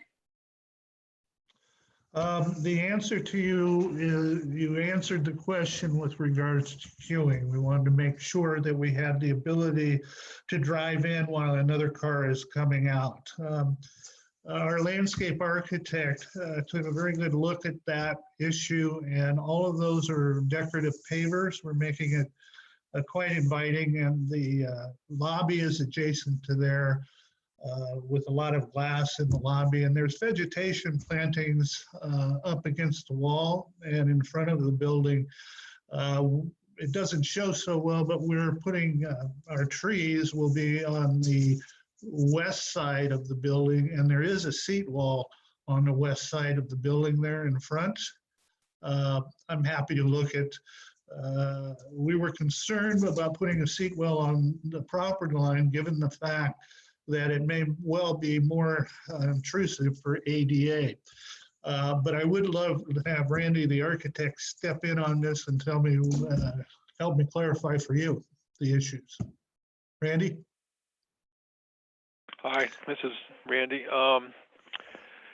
We do have an entry element. One of staff's concerns was that we actually have a focal point for our entry, and it shows up on our elevations, but we've sort of hidden it so we could see the building behind it. But if you look at sheet 3.5, it's on the front elevation from Mount Diablo, both those views, that it is an entry element that does focus your attention to the entry of the project. The seat wall and all that is I think you asked if that's for the public or just for our folks. It's off the public way, and somebody walking down the sidewalk is welcome to sit there if they'd like to. No, I understand that on the west side of the frontage. I was just looking at this large area of paving and wondering if there was. Well, when staff brought up the comment of adding another bench, I was thinking that, and also highlighting the entry, I was thinking that the entry, one way you could do, sort of make the entry more of an element and more inviting and sort of soften it too, is to add like a seat wall, which is a bench-like feature along the property line, and maybe some greenery there so that it's not all paving and you don't feel like you're walking into the driveway element to go into the building, sort of frame it more. Right, I think what we want to do, I mean, our driveway, we've narrowed the driveway down at the throat where it enters onto Mount Diablo Boulevard as much as we possibly can. And the width of the driveway has to do with the cars making a turn in the radius and going into our garage door, which we've hidden from the. When you're looking at our project from Mount Diablo Boulevard, you don't see the garage door. You look into the kind of the vestibule that you look through the glass into the lobby. The paving on, maybe it would make sense to make the paving for the sidewalk. Or the entry a different shade, same palette, but maybe a different shade. I think the answer there, Randy, too, is we are going back to design review, and that entry element in the front that you put in, if that had to be sacrificed for some sort of seat wall and landscaping, we would be happy to look into that as well. Okay, well then my comment on this is just if there could be some kind of seating element and some kind of landscaping there to soften that edge so that the paving isn't, you have this really nice landscaping on the one side and then it's just paving all the way to the property line on that side. I think it would do it would better frame it. But I think I like the flow, and I had the question about the entry structure. I do see it's shown in plan view. So, okay, that all makes sense to me. Thank you. And let's see. So my other comments, so we talked a lot about the height. When we had our first hearing on the project, I was not as concerned. And I also understand that the height is, a function of the density bonus, but for the record, I'll say, initially I wasn't as concerned about the height because I thought that it was in the ballpark of the fresh connection across the street. And now with this section view, I can see it's actually a decent amount higher. So that's going to have an impact on that part of Mount Diablo. Though I appreciated the applicant's letter where he referenced that, the context of that side of Mount Diablo does include these multifamily housing projects. So I don't think that necessarily in the long run, this building is going to be so out of place. I think it is part of the long-term view that the city has for this part of Mount Diablo, but it is the tallest building that we have there. And it's really building out that parcel to the maximum extent possible. And I will say that I was on the Downtown Objective Standards Subcommittee, and one thing we talked a lot about, and we actually, we looked at lots like this lot and how they might be developed as multifamily housing or mixed use. And we talked a lot, I would say that the majority of the standards that had to do with massing were to try to keep from a building being a box stretched, to the setbacks and to the maximum height. And this building, while it's articulated, it still is, it's so maximized that it still is very box-like in terms of massing.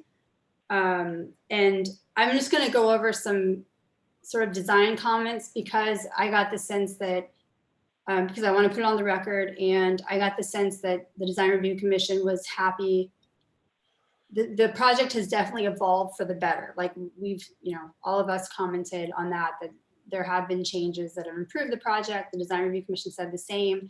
And I got the sense in their comments that they still thought that there was some room for further improvement. So I'm just going to give my 2 cents on what that could be. So in terms of trying to deal with this, when you're building out a parcel as much as you can and creating a box-like building, the 2 ways you can mitigate that are to do step backs and then also vary the height. And I can see on this building, the height is varied, but the steps are so little that, the various portions of parapet and then also these horizontal roofs are still, at least in the elevations, are still reading as sort of one. So I think what I would have liked to see is some bigger steps. And I think that some of the images that staff's letter of recommendations with images was really great. And I appreciate all the thought that went into that. I think some of the images that they pulled up, and then also some of the inspiration images show bigger steps, which is helpful in breaking up the massing.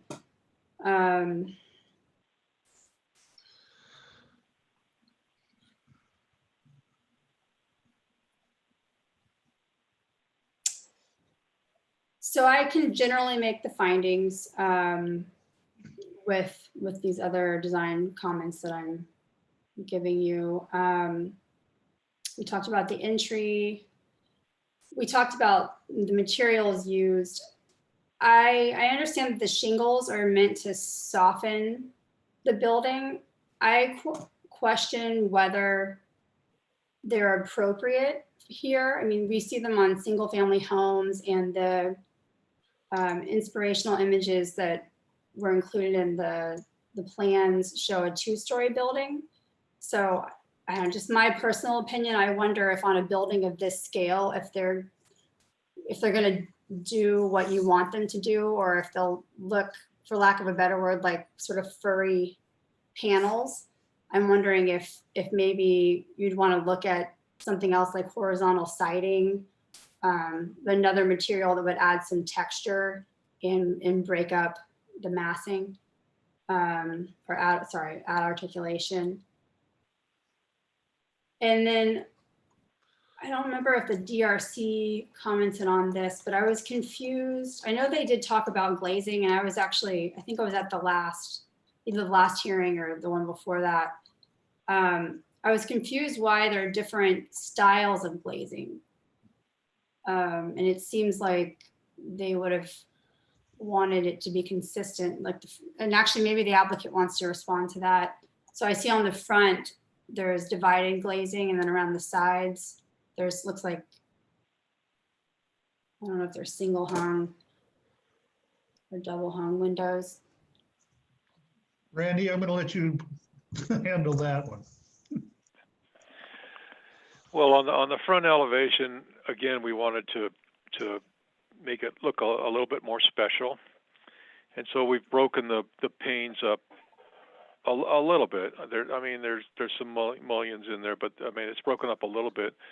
And then as we go along the sides, the windows are probably double hung, single hung, double hung, whatever we end up putting in there. But I mean, they still have the same patterns going along the sides in the windows, so they're still broken up. And then we have, in some of our large, like our major rooms, the floor to ceiling windows, and that's just a function of what we're trying to market here. Is people like floor to ceiling windows. They like seeing things that are, that aren't broken up like a 10-pane French glass, but something that's got some texture to it. And it's just when you change things around a little bit, it does help the elevation to make it a little more interesting, so that you're not just looking at the same thing. And then as far as the window color goes, that's come up a couple times. These are just glass windows. The blue in there, we throw some blue in there to reflect the sky, which you'll see in any window you look at. The ones that are dark, that's because we're trying to show that the recess goes back quite a ways, and that's the shadow line. And we like to mix things up a little bit, but we don't like it to look like it's Disneyland, where it's all kinds of things going on. It's everything is related as you go around the building. So hope that helps a little bit. Okay, thanks. No, I don't have any issues with the window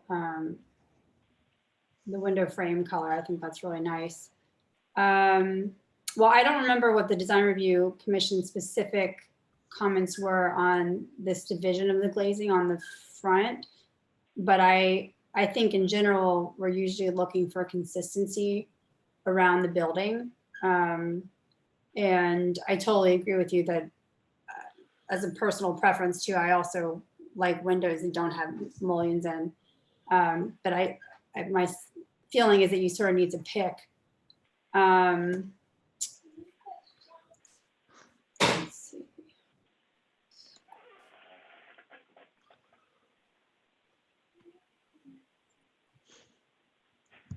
Okay, and then I know that the DRC had also commented on the panels, and staff too questioned the color. Just my 2 cents is that I think I would also like to see, like the DRC, to see maybe a darker option. And You're talking about the paint color, or what? Green, yeah. And there's still, I know they were talking about, concern on the east and west elevations and having these large panels. I was wondering if you had looked at, maybe doing some kind of a screening element with vegetation growing on it, or something where you're not having to break those up, but you're giving them a different look. Yeah, and we could do that. We could put some vine cables on those, especially on the west elevation, and have some vines growing up from. We don't have a lot of room, so we don't have you can't put trees in there, but we could maybe have a vine pockets here and there, and do something like that. Yeah, I think that would be great. And some of the other commissioners mentioned this, but I think, you don't have a lot of width left over, but any of these properties that are being developed along the creek, I would really like to see something of the creek reflected through the development to the Mount Diablo frontage. And in the two ways that you usually do that would be through views back to the creek corridor, or just greenery coming through. So if there was a way to make these like stucco panels all green, I think that would be pretty cool. And it would, Just a quick comment. it doesn't have to be anything sophisticated either. I think it could be something.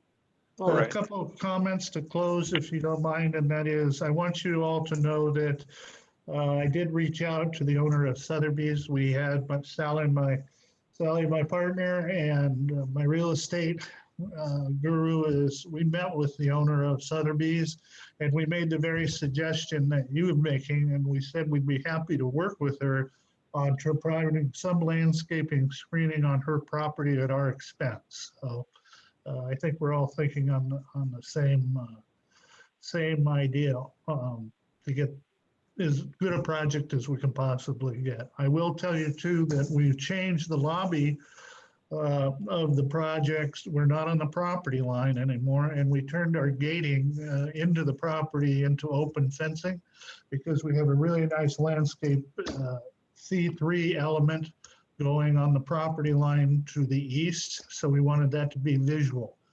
Unfortunately, the creek bed is so far below the building, there's no way to make a visual access to that creek other than the passive seating area that we've designed for our residents in there. And that's in your landscape plan today. Right. Thank you. Commissioner Heising, did you have?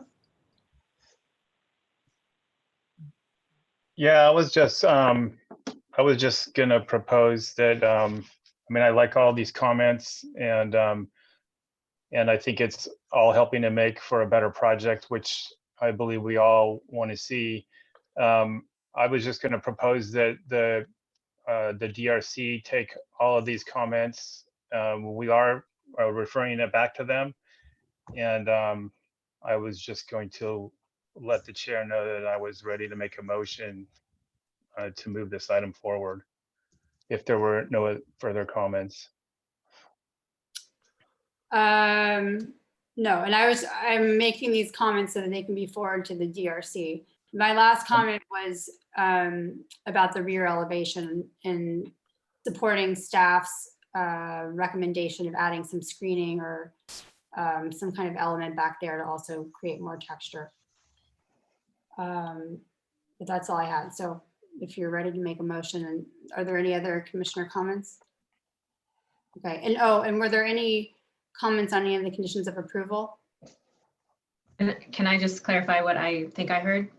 Sure. Okay, so condition of approval should be, number 2 should be changed to 12 units from 13 units. Add a condition about Department of Fish and Wildlife compliance. Condition number 38, referring it back to design review, should be bolstered to ensure that the east and west elevations are looked at specifically. There's a seat wall along the west side. Break up the massing on those east and west elevations. Look at the colors and materials, particularly the window frames, the shingles as material choice, the style of the fenestration, and potentially a darker color option, as well as bringing the creek forward. And then add a condition of approval that encourages or requires landscaping for privacy for the west and the south sides. Did you say anything about looking at the parapets and the roofs? I did not. I have a note, but I didn't include that in. Okay, thank you. Okay, Commissioner Heising. Okay, so I'll make a motion that we move this item forward to the City Council by adopting Resolution 2020-10 with the amendments to the conditions of approval as Sarah just read to us. Second. We'll do a roll call vote. Commissioner Maggio, Yes. Commissioner Labange, Yes. Commissioner Heising, Yes. Commissioner Farsan, Yes. Commissioner Radnich, Yes. Commissioner Stern, yes. Thank you. Thank you, and thank you for the presentations and answering all the questions. We appreciate it. Take care. Thank you.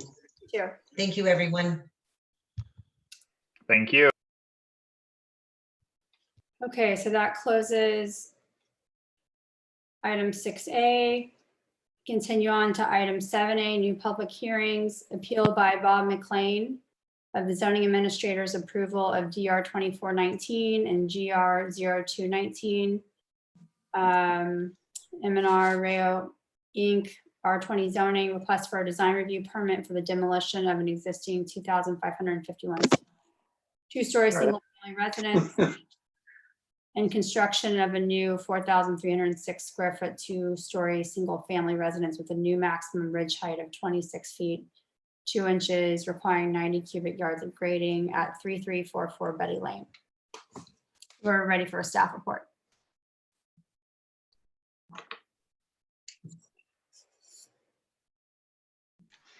Good evening, commissioners. The item before you, the appeal of DR 2419 is a design review application for the construction of a new single-family residence at 3344 Betty Lane. The application involves constructing a new residence where one was recently demolished. So in about mid-year last year, the applicant obtained a building permit to demolish the existing residence, and this design review application proposes to build a new one in its place. The previous residence was around 2,500 square feet, 2 stories, around 22 feet in building height, and the current proposal is for a 4,300 square foot 2-story residence with a building height of 26 feet. Along with the design review application, there is a grading permit, retroactive grading permit for the import of 90 cubic yards that was used to make some level changes in the rear yard of the property. So for context, the project site is in the Lafayette Estates neighborhood at the southern end of the city. Lafayette Estates consists of single-family residences, all in the R10 zoning district. So minimum lot sizes of 10,000 square feet. The north side of Betty Lane, which this property falls on, features several 2-story homes, as the rear of those lots experience a significant grade change as you go from the front to the rear. So from the street level, this residence, the existing and proposed residence, appears to be single story, but as you go into the rear, it becomes 2 stories as it follows the slope of the site. The project was approved by the zoning administrator on February 20th, 2020, and where the zoning administrator made the required findings for approval with some project-specific conditions added. The appellant, Bob McLean, appealed the project within the required appeal period, and in his narrative states that the appeal is not so much for regarding the design of the project, but more so regarding the process in which the application was approved. In his narrative, it states that the project should have been reviewed by the Design Review Commission because the zoning administrator should only review projects which are minor. And it further asserts that the construction of a single-family residence, a 2-story single-family residence, is not a minor application. So because the appeal pertains to the review process, this presentation will largely go over the different types of applications that the city receives and the zoning administrator's responsibility in determining which hearing body will review that application. The 3 hearing bodies, which you likely know already, are the zoning administrator, the Design Review Commission, and the Planning Commission. And many of the applications that you familiarize yourself with already, the hillside development, design review, and variances, can be reviewed by either any of those 3 bodies, depending on the project specifics. So for example, in the design review section of the municipal code, it states that the zoning administrator shall review design review applications which it finds to be minor. And then it goes on to state that the Design Review Commission shall review projects which are not minor. So in the case of design review, the zoning administrator has the responsibility to determine what projects are minor and what hearing body reviews it following that. The zoning administrator uses a wide variety of factors to determine if a project is minor and the appropriate hearing body. Of course, it's the scope of work of the project, but also the site characteristics, the neighborhood context, and the design of the application itself. So for example, a one-story residence proposed in a neighborhood with a strong one-story character may be deemed appropriate for the zoning administrator because there's likely not impacts resulting from a home that is consistent with the neighborhood. On the other hand, a two-story residence in a neighborhood with a one-story character may be deemed appropriate for the design review commission because of the potential impacts of a massive structure, including privacy impacts and view restrictions. So giving the zoning administrator the responsibility to take into account a multitude of factors and not just nominal factors such as building height and building area allows applications to be assigned based on their potential for impact and looking at the existing condition versus the proposed condition. So in the case of this project, the existing condition is a two-story single-family residence. The proposed condition is a two-story single-family residence in a neighborhood with other two-story homes. So the zoning administrator approved the zoning administrator found that based on those previously mentioned factors, that itself would be the appropriate hearing body, review the application and determine it can make the required findings for approval along with project-specific conditions. But as an appeal, the Planning Commission shall review the item as a new matter and after reviewing and the project and conducting a public hearing, either continue the item, approve it with conditions or deny it. With that, staff recommends the Planning Commission adopt resolution 2020-08 denying the appeal and approving DR 2419 subject to conditions. Staff has drafted findings for approval that are based on the zoning administrator's previously adopted findings for approval, and that's included in the draft resolution before you tonight. Here for any questions. Thanks. Thank you for the staff report. Any questions for staff?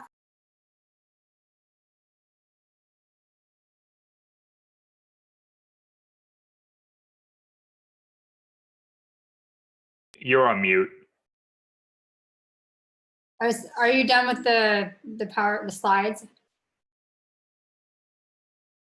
Thank you. Okay, Commissioner Heising?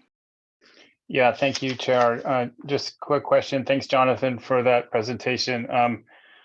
So just to be clear, our triage process, as we call it, not only did the ZA make a determination that this item was considered minor, but also it was reviewed by one member of DRC and one member of the Planning Commission in the process where we decide, and I believe all of us have taken turns sitting in that triage group by which applications come into the city and we review them with planning staff and decide which hearing or which body is appropriate to review the item. So I'm just confirming, it says in the staff report, but I just want to state it for the record that this project went through that process. Yes, that's correct. Okay. And then I think also in the staff report that the zoning administrator consulted with a DRC member when coming up with suggestions to recommend improvement to the design of this project. Was that the same DRC member or a separate DRC member? I would have the same that made the hearing body recommendation in the application triage. Yeah, that's my question. I would have to go back. I'm not too sure. Okay. Okay. All right. Those are my only questions. Thank you. Greg, did you have a comment? Thank you. I just wanted to speak to the city's longstanding tenets of being pragmatic, more pragmatic and less bureaucratic, and trying to give each land use application as low level review as would be appropriate to that. So very much embracing and understanding that neighbors can be impacted by projects. And so generally erring on the side of having a public hearing and providing public notice at whichever level hearing body it would be heard at. So we firmly believe in giving the appropriate level of review, providing public notice where there are potential impacts. And so we have this longstanding practice of having staff meetings where we invite a planning commissioner and a design review commissioner. So we're all on the same page, and we're getting feedback about potential issues and appropriate hearing body. And the city council has structured the code to allow flexibility in hearing body based on the scope of the project and the context in which that project is being undertaken. And very simply, the same project in a different context may result in a different decision on the hearing body. But anything that and I frequently, if not always, start my zoning administrator meetings with a pyramid with the city council at the top,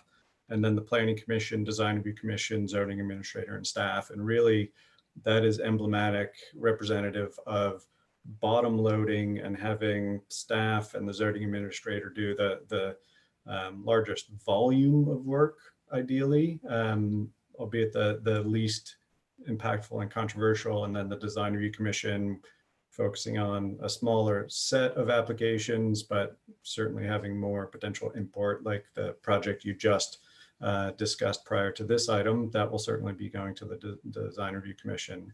And then land use and higher level planning matters coming to the planning commission, and really only the highest level matters of general plans, zoning text amendments, et cetera, being heard automatically by the city council. But certainly anything from the lowest level all the way up being appealable upwards as an interested party might do. So I just wanted to give that background. This is kind of a language that we share with applicants often, and I just wanted to share that with you as well.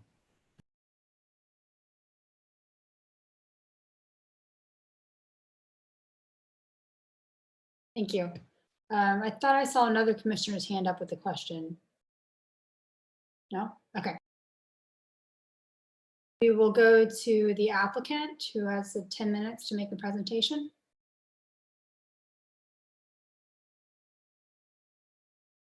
I don't have much to say at this time. I think Jonathan explained it all. The one thing I will say is that the original project that we tore down was 3,300 square feet because it had 800 square feet and 2 garages. But otherwise, I mean, the appeal is not about the design, it's about the process. So that's all I have to say. Okay. Just Chairwoman, can I ask a quick, sorry, just, and I may be wrong, but just as a point of order, shouldn't the appellant be going first? I think staff gave me the process for appeals, and it was the applicant that goes first and last.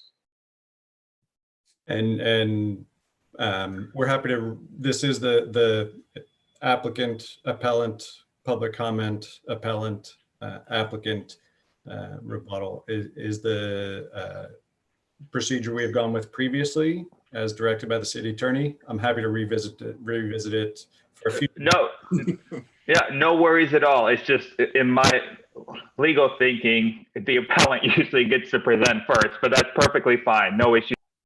Okay, thank you. Okay, so if the applicant has no further comments, then Not at this time. Ready for the appellant? You have the 10 minutes to make a presentation. All right, Bob McLean, thanks for having me. I thought the appellant would go first too, but be flexible and go with it. So I submitted 2 items earlier today. I hope you had a chance to read them. The last couple of years when I show up in front of the DRC or the city council or the planning commission, my issue is usually with the process. That my concerns are with the consistent, equitable, and transparent treatment of applicants. I build projects here in town, so I have my hand to the pulse on what's going on, and I just see a lot of inconsistent treatment of applicants. That I'll see people with a a small, modest addition over their garage have to go through the more robust design review commission process. And then I've given you lots of examples tonight where people are building, 1,1700 square foot second story additions, 8,000 square foot houses.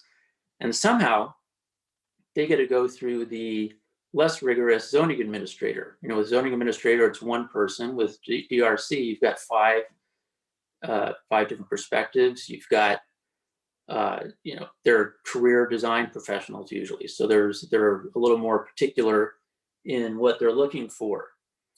As Jonathan mentioned, the ZA reviews projects that are minor, and minor is defined as a small scale change or addition of minor impact. So, the ZA does not get to choose the definition of minor. And when projects go through triage, you can't ignore the definition of minor. So, what is a small scale change or addition? How in a 4,400 square foot house is a small scale change is beyond me. On some of these examples I gave you,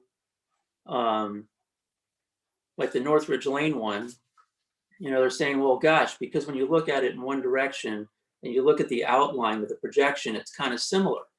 Well, there's 24 things you look at when you look at a project: the bulk of the mass, the colors, the materials, shading, window size, window location, a lot of things.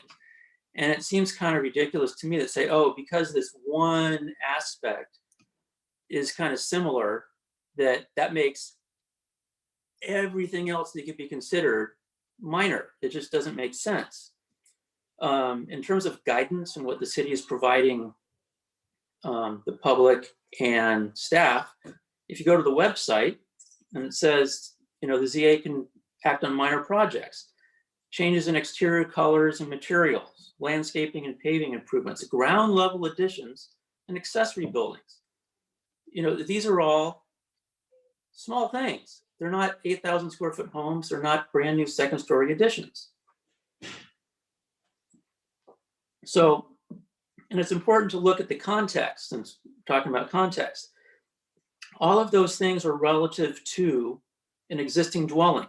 When you do an addition, it's to an existing dwelling. If you're doing small landscape stuff or changes in colors and materials, it's to your existing dwelling. I already talked about that.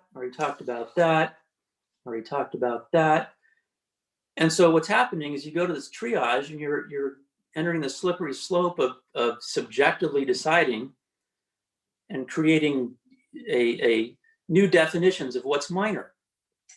And so the second thing that I sent was I went back. So this part of the code was updated in 2014. And so I thought, well, hey, what was it before 2014?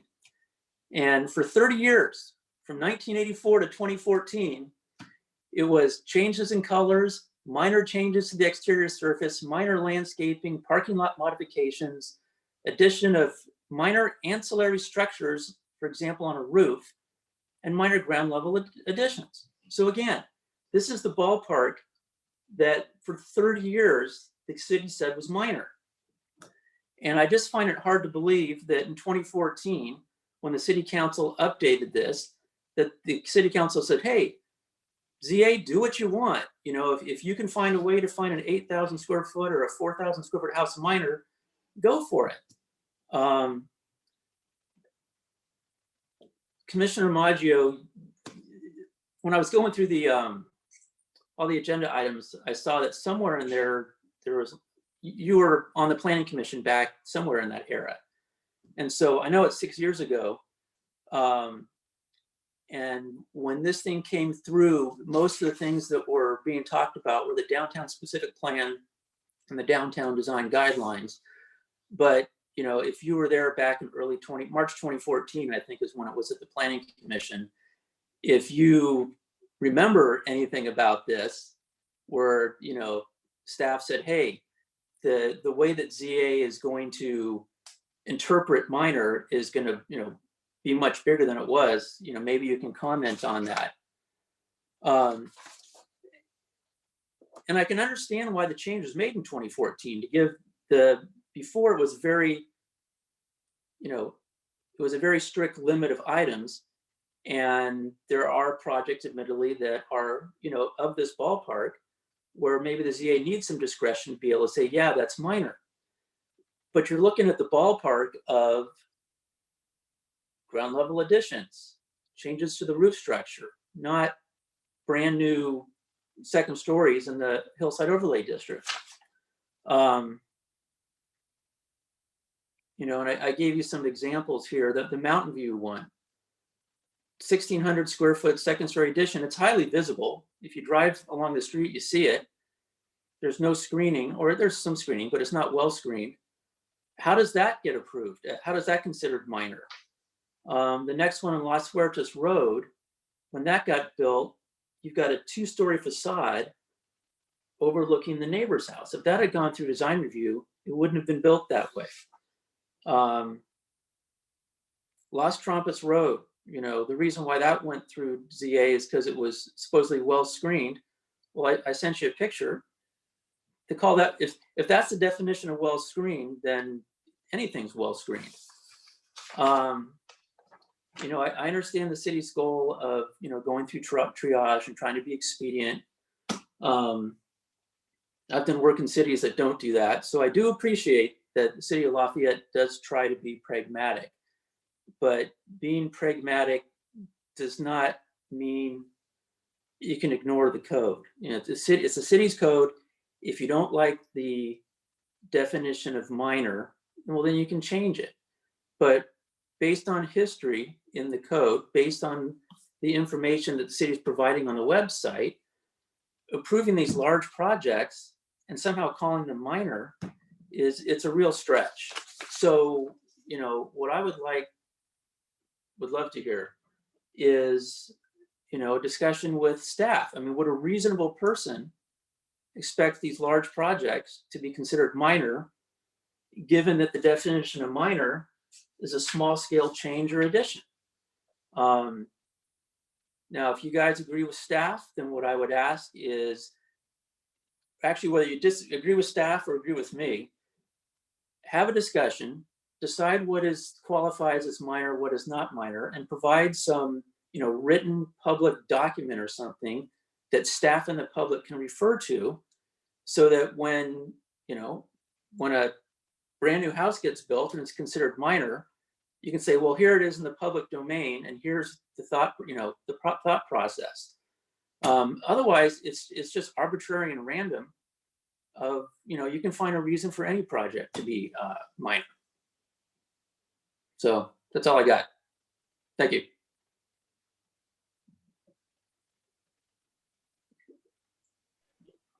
Okay, now we have public comment period, if there's any public comment.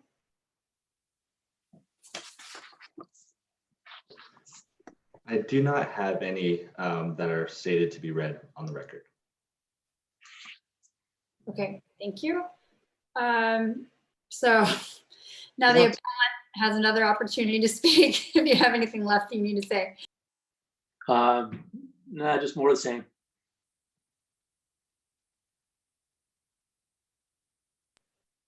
Okay, does the applicant have anything they'd like to add?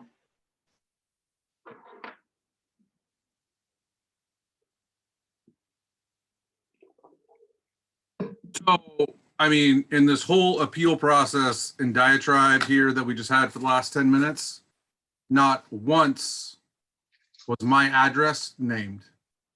Not one thing was named about my project. So if this guy's got a problem with the city, take it up with the city and the city council and leave my project out of it. If you have a problem with the way the process works, I get it, but go through the proper channels. Don't take another builder in town and delay his project so that, you know, you can complain.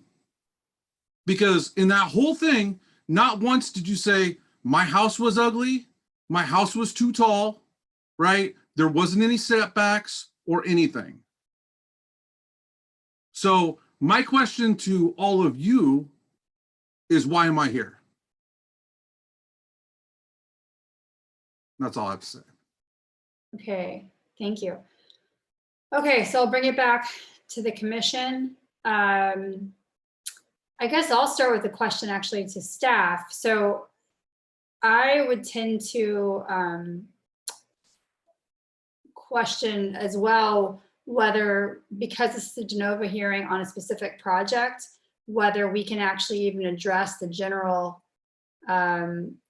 comments that Mr. McLean has. And personally, I do think that the preference would be for him to have come before the commission during our general public comment period and ask for us to agendize something. Because if anybody in the public, be it a private homeowner or developer, feels that our rules are not accurately, laid out, and that we need to better define some of our decision-making tools, I think that the city staff, the planning commission, we'd all be open to discussing that.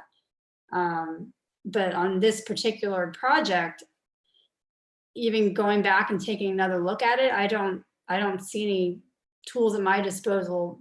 If I were on, I don't think I was on, I can't actually remember if I was on the art committee for this project, that I would have made the same decision that was made at the time it was reviewed. So I don't see this as a tool for really evaluating what Mr. McLean's saying. But anyway, my question for staff was, can we even discuss the general comments that the appellant has? Well, certainly your charge tonight relates to the project at hand, and it is de novo. The applicant is here. You have the application materials, and your charge is to review and take action on the project. I think you do have some leeway to discuss Mr. McLean's comments and what he has articulated as the reason for his appeal.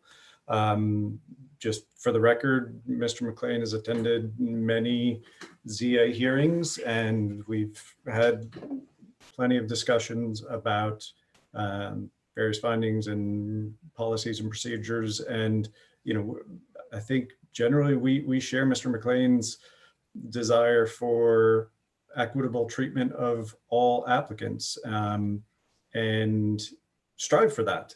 Frankly, I can't say it's a perfect system. I think anytime discretion is brought into a decision, that the circumstances matter. So I think just saying that it is a new house or a sizable addition or a tall proposal really is only showing a very narrow aspect of what is considered. Because I think one of the projects Mr. McLean spoke about is a sizable replacement home, largely in the same envelope.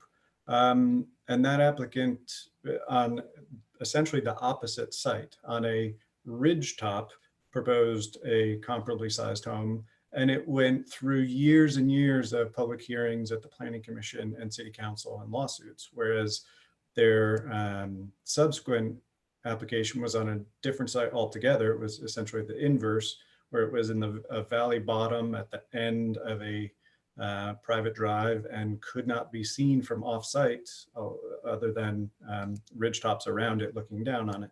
So I think the context really does matter in making these decisions. And I think it behooves us, just like my little speech at the beginning, behooves us to give as much context and information to the public and applicants as possible. And I think our webpage warrants updating, not just this one page. I think comprehensively our website warrants a look at to bring it up to date. And Mr. McLean, thank you for pointing out another outdated item on a separate page that we fixed. So that's absolutely something that we can put on the division's work plan that will be coming forward to the commissions and council for consideration. So that said, it was a long answer, I apologize, but I think you have some discretion to discuss the issues he raises and give us some direction and feedback. But your charge is to act on the application. Okay. I saw Commissioner Maggio's hand. Maggio? Oh, wait, you're not unmuted yet. Sorry, we're struggling with this technology. Mr. McLean, you're correct. I was on the Planning Commission for 10 years. I left the commission in 2013. And here I am back again. From past experience on the Planning Commission, I can say that this project for this particular home would not have come to the Planning Commission except on appeal. And the reasons for that are there are no major variances, no lot line changes, no changes in ordinance, nothing that would come to the planning level. It's a replacement home on a lot compatible with the neighborhood. I think in my determination, I think the issue here is, as far as minor, major, we're confusing size with the major, minor of the particular issues. And my feeling is if this particular project did go through a full DRC process, probably not much would have changed in this particular home. And I think when it went through the triage or the ARC process, that's what the design review commissioner identified and addressed. I think right now the city is grappling with very complicated projects, a lot of new housing ordinances, and they are making every effort to try and streamline those applications that are minor in that they don't have a lot of issues rather than square footage. So I appreciate the confusion here, and I think probably we can work together with the city to clarify and make this process clearer, because the fact that obviously you have some issues with the way certain things have been decided, and it's probably legitimate. We need to look more carefully at the process and the language, and I will encourage us to do that. Thank you, Commissioner Maggio. Any other comments from the commission? Okay. So following up on what Commissioner Maggio and Greg said, so Greg, it sounds like maybe the best process forward on this would be if staff puts this on their work plan, and then if there's anything that the Planning Commission needs to weigh in on, bring it back to us on as an agendized topic, rather than us putting in. I mean, it sounds like there's a larger issue of, you know, revisiting the website and seeing what needs to be updated, and some of our documents. That would be our recommendation. Okay. Okay, then for this specific project,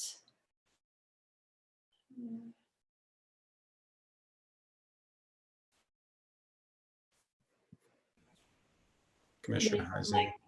sorry, Commissioner Heising? Yeah, if it pleases the chair, I'd be willing to make a motion. I just want to thank Commissioner Maggio. I think what she said was very well put, and I appreciate her past experience, how she looked at this project in the lens of both if it had come to the Planning Commission or the DRC. So with that, I would I would move resolution 2020-8,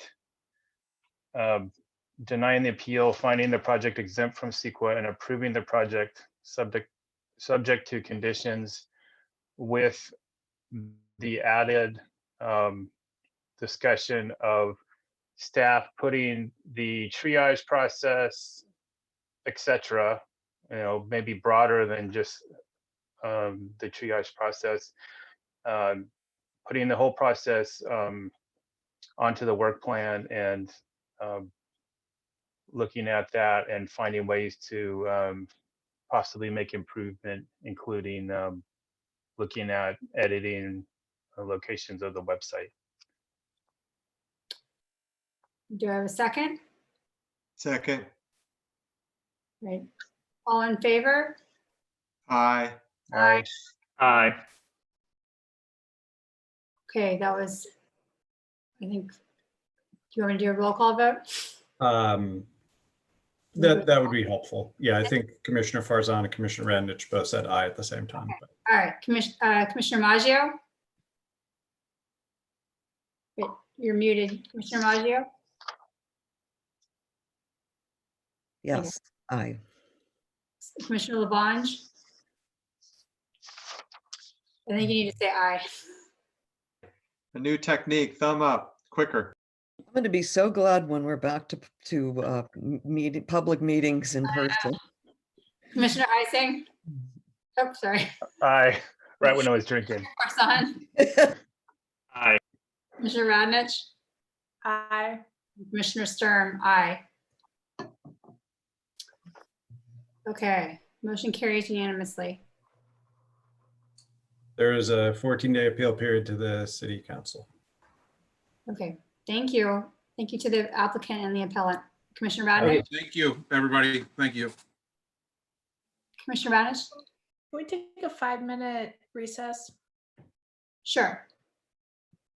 So it's 9:31, come back at 9:36. Right.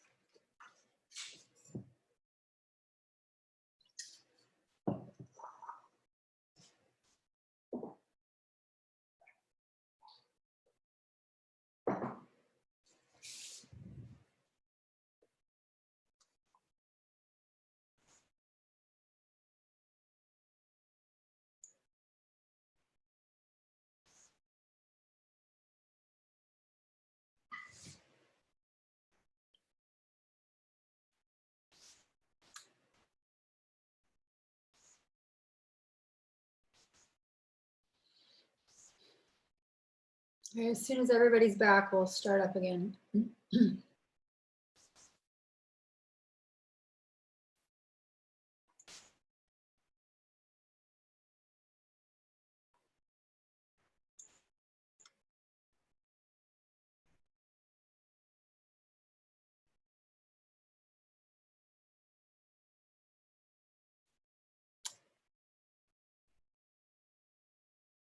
Battery 80%.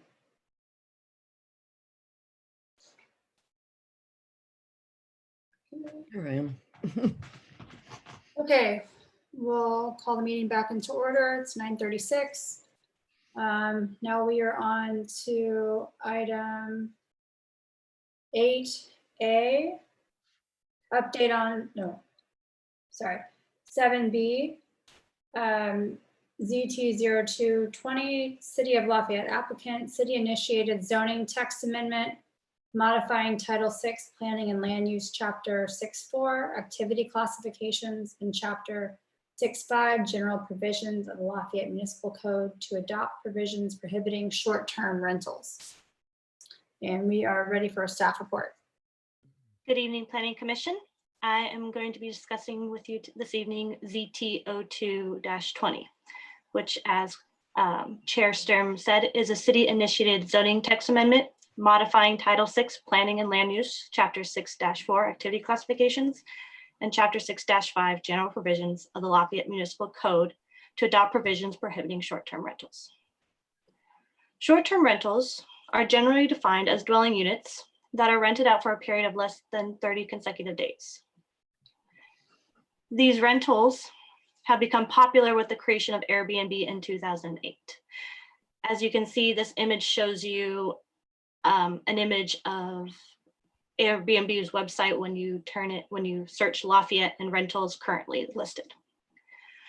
Airbnb and other hosting platform sites, which are usually websites which provide a means through which a person offers a service, help facilitate transactions for short-term rentals. The proliferation of short-term rentals have led municipalities needing to regulate them. Recently, staff has received several code enforcement complaints of homeowners using their homes as short-term rentals. These complaints specifically relate to noise. Staff has associated these rentals as a hotel and motel since they allow for stays on less than weekly basis. The Lafayette Municipal Code lists uses permitted by right and uses permitted with a land use permit for each zoning district. Hotels and motels are only allowed in the commercial districts C and C1 with a land use permit. Since staff has viewed these rentals as analogous with hotels and motels, these rentals are a prohibited use in residential zones. However, there is no explicit language on short-term rentals in the municipal code, making it unclear if they are permitted use or not. On December 9th, 2019, staff informed the City Council on its current position towards short-term rentals, asking the City Council for policy direction. City Council directed the matter to be brought back for discussion. On January 13th, 2020, the City Council directed staff to modify the Lafayette Municipal Code, specifically Chapter 6-4 Activity Classification and Chapter 6-5 General Provision. Staff is recommending that language be added to the municipal code to explicitly state that short-term rentals are prohibited.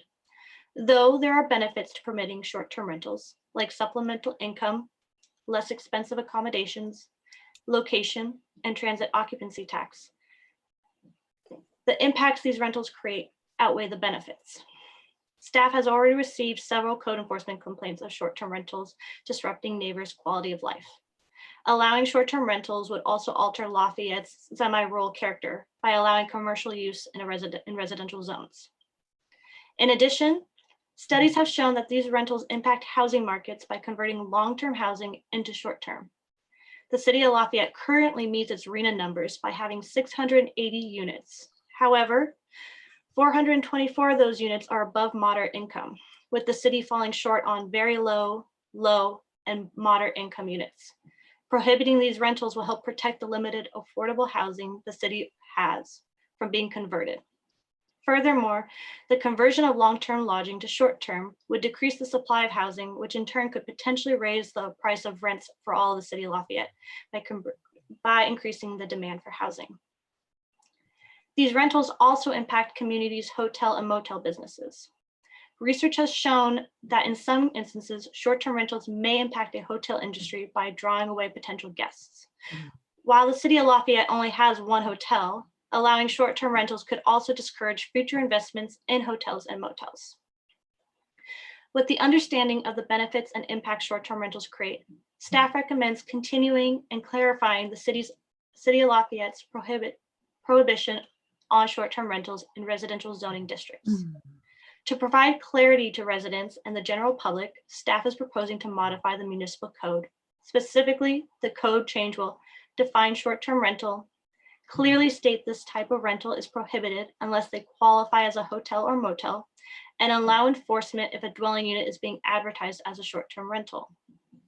This project was evaluated in accordance to the California Environmental Quality Act and was found to be exempt under section 15378 of the CEQA guidelines because it has no potential for resulting in direct or indirect physical change in the environment. A legal ad of 1/8 page size was published in the La Miranda Sun on April 10th, 2020, 10 days before this April 20th hearing. Additionally, staff provided the revised code language to the city's code enforcement officer, the Chamber of Commerce, the Chief of Police, and the Lafayette Homeowners Council. No public comments were received for the inclusion of this report. Staff finds that continuing the city's policy of short-term rentals as a prohibited use will protect the city's residential quality of life, available housing, and its character.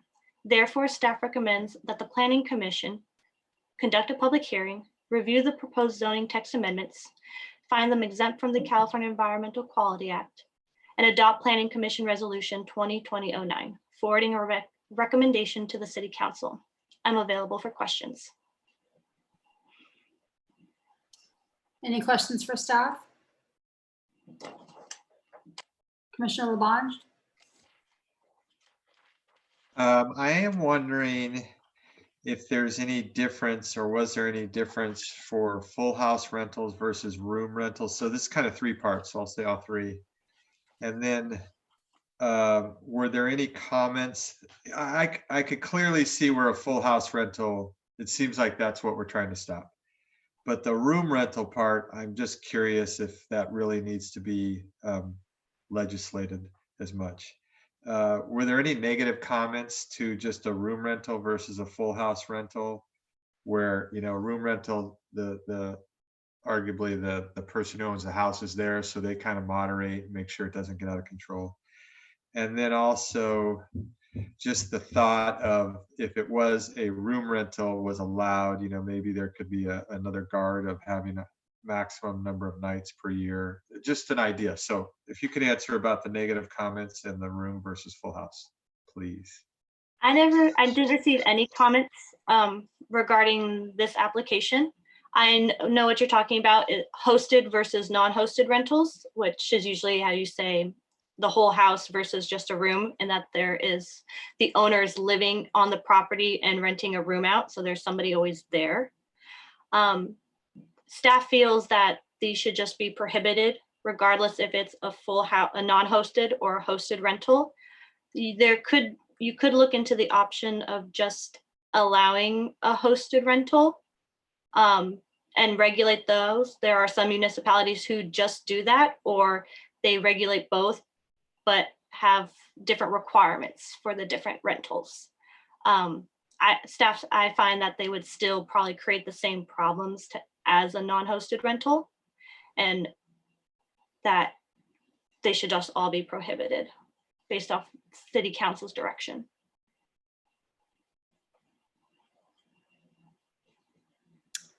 Any other questions for staff? Yeah. Commissioner Farzan? So I guess I should ask the question. So I will say this just for the record. Many years ago, I represented a large company that did this type of work with regard to the San Francisco statute. Just for the record, it wasn't Airbnb or anything like that, but just out there. It's not going to affect my reasoning on any of this. But my question is, have there been complaints about this? And that's how it got to the City Council. I'm just wondering how this kind of bubbled up to the City Council, Because we obviously know the issue with Orinda in the last few months with the incident that happened. Is that why this bubbled up to the city council? Yes, so the end of last year, staff received several code enforcement complaints regarding short-term rentals for a few specific properties in the city of Lafayette. As you saw, there are some on Airbnb's website. It was also brought to staff's attention at that time that there was no explicit language in the municipal code in regards to short-term rentals, which was unclear to public when they inquired about if these were permitted use or not. So with that in mind and the increased code enforcement complaints, we brought it forth to the city council to gain policy direction. Greg? Thank you. Thank you. Sorry, one quick follow-up on that. What happened with the code enforcement since the ordinance wasn't clear? We still had our code enforcement officer sent out and provide a letter to the homeowners to let them know that this is not an allowed use. As I said, the city municipal code states permitted uses by right and uses with a land use permit. Since short-term rentals are mentioned in neither uses, they're not permitted in the city of Lafayette. Thank you. Greg? So I think this has been an ongoing issue for the last several years, and we have gotten complaints about short-term rentals throughout, albeit relatively minimal, and code enforcement officer using the existing code where it does not articulate that as a permitted use, thus it's not permitted, would issue a warning letter and pursue code enforcement generally just through compliance with the property owner. But given the event in Orinda, there was a spike in both public inquiries and a request by the council for essentially a status on that in our community. And so this was the direction, was to bring forward an ordinance for the Planning Commission and Council to consider that would prohibit short-term rentals. With respect to the code enforcement that has been done to date, I believe most of the cases have been resolved just by engaging with the property owners. I think one remains outstanding, and without an ordinance in place, we're prevented from continuing down certain avenues. So having an ordinance in place would open up code enforcement opportunities. Thanks, Greg. So one quick I apologize. One final question following up on Stephen's question. So on these code enforcement issues that we've had, have these been hosted or unhosted code enforcement issues? The bulk of them have been unhosted. And so I think if the Planning Commission and Council decide to move forward with a prohibition across the board, if there is sufficient interest in the community to instigate a reconsideration on hosted short-term rentals, that is certainly something that we could pursue. Thank you. I have a question. I didn't think of this. I just thought of it right now. So I'm sorry for not asking you before the meeting. Last summer, we registered with homeexchange.com and we did a house swap for like 3 weeks. So you can, on there, you can do a direct swap, or you go to their house, they go to yours, or you can essentially rent out your home for points on that home exchange in that system that you can then use for another rental. How does this address that kind of transaction? My understanding is that would still be permissible. It is, short term, less than 30 days, but it is an equal exchange, not for compensation. So it's akin to trading houses, or you're traveling and your relatives are family members staying at your house. So it wouldn't affect that type of transaction, if you will, because there's no transaction other than a swapping. I think if that became just, yeah. Okay. And then the other scenario I was just thinking about is in the, I've heard a lot of people live in, Lafayette, live in smaller homes where they can't accommodate guests, like specifically like say grandparents or parents coming to visit. And sometimes, grandparents will house sit for someone to have a place to stay. But in our town, we don't have, other than the Lafayette Hotel, Park Hotel, we don't have a lot of,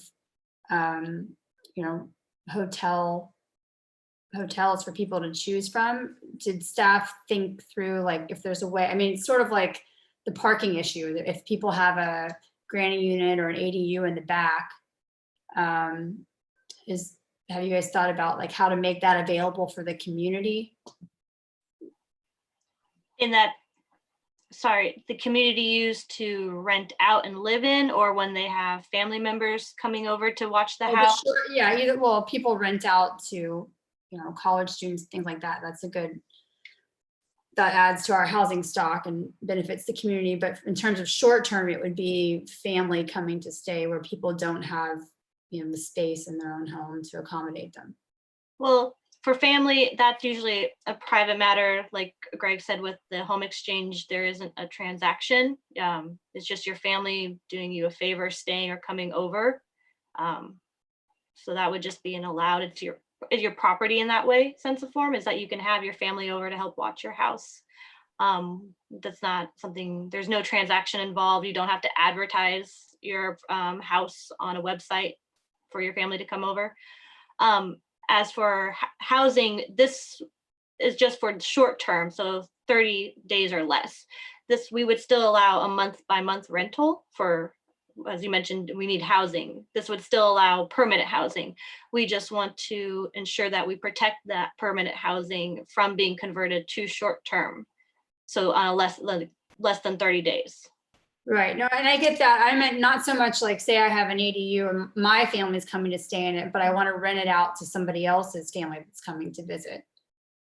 So, people do that maybe as a favor, but it could also be a source of revenue for Lafayette residents and an amenity to the community. But I don't know, maybe that's a local, I guess, does this preclude someone from setting up like a database or something to allow for that, but not Airbnb, but something that's local to Lafayette? I think that, yeah, it would just be if it meets the definition of a short-term rental and that there's a transaction and exchange, it would apply. I haven't seen, I've never come across a local, like a smaller version Airbnb. So, but I would assume it would still apply the same as if you were listing it on Airbnb or VRBO. Okay. Commissioner Lavange?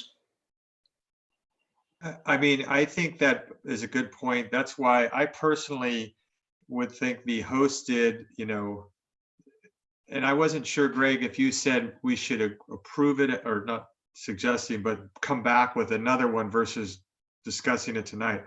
I would be very supportive of no short-term rentals of non-hosted, but hosted ones, that's different. And there, I think we could narrow that down for the example Chair Sturm had, or, whatever, just the fact we don't have a lot of hotels.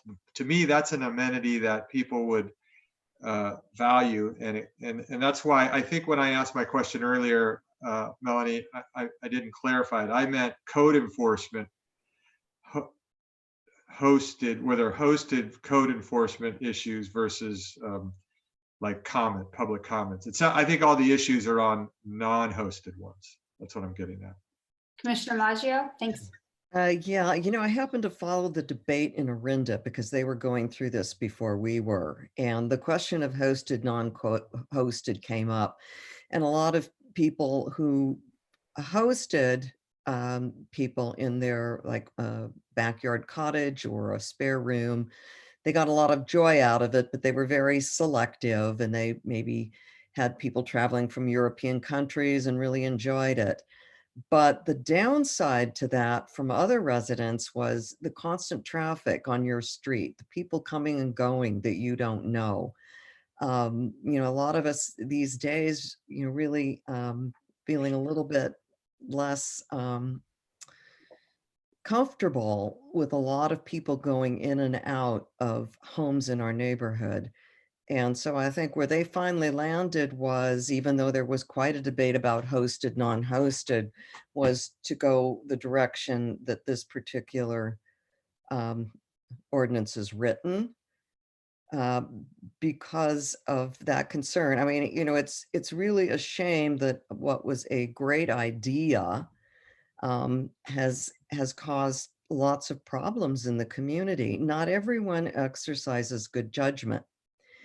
And so sometimes it's required to have a law or regulation to help people that don't exercise good judgment to protect the integrity of the neighborhood. So I guess, you know, we've, as the kids grew up, we hosted foreign exchange students, but of course they were usually here for longer than a month.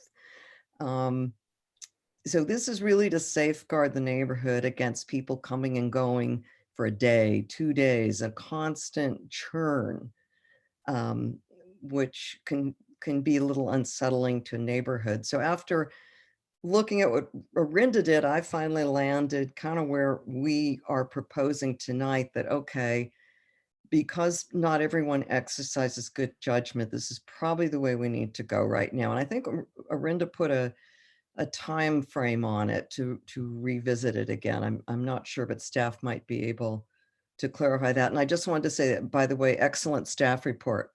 A lot of research that went into it, and I thought you did a great job. Thank you. Commissioner Heising? Just unmute myself. Yeah, just a quick comment and then a proposal. Just a comment back on if family or friends are coming into town. The Lafayette Park Hotel does offer a resident discount. All you have to do is show them your driver's license to prove that you live in Lafayette, and they'll give you a discount. I've used it many times. Also, my proposal is, I mean, I totally get what folks are saying, the chair and Commissioner Labange with the hosted. I guess following up on Commissioner Maggio, her idea, I would agree with that. Since the council is the policy making body in our city, and they did take the item, I guess, you know, on January 13th, they asked staff to bring back this ordinance as staff has proposed it. And on all our discussion will be in the record for the council to consider, but I would recommend we just move this item as staff prepared it. And then, as Greg mentioned, it can be an item that comes up later.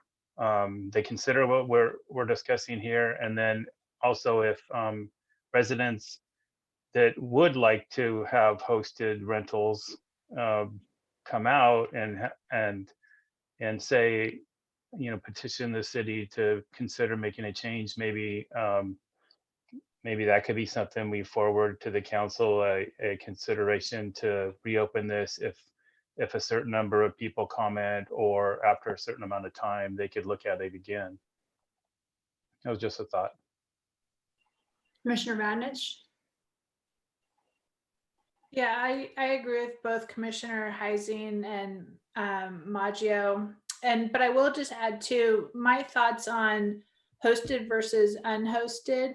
I personally support what's written right now to just do it blanket. And the reason why is I do think that even if you are renting out, you know, let's just say one room and you're doing a hosted rental, those are units that can be, you know, rented for somebody. Not everyone living in Lafayette is looking for, you know, a 4-bedroom, 3-bath home to rent. Some people do just look for a single room to rent.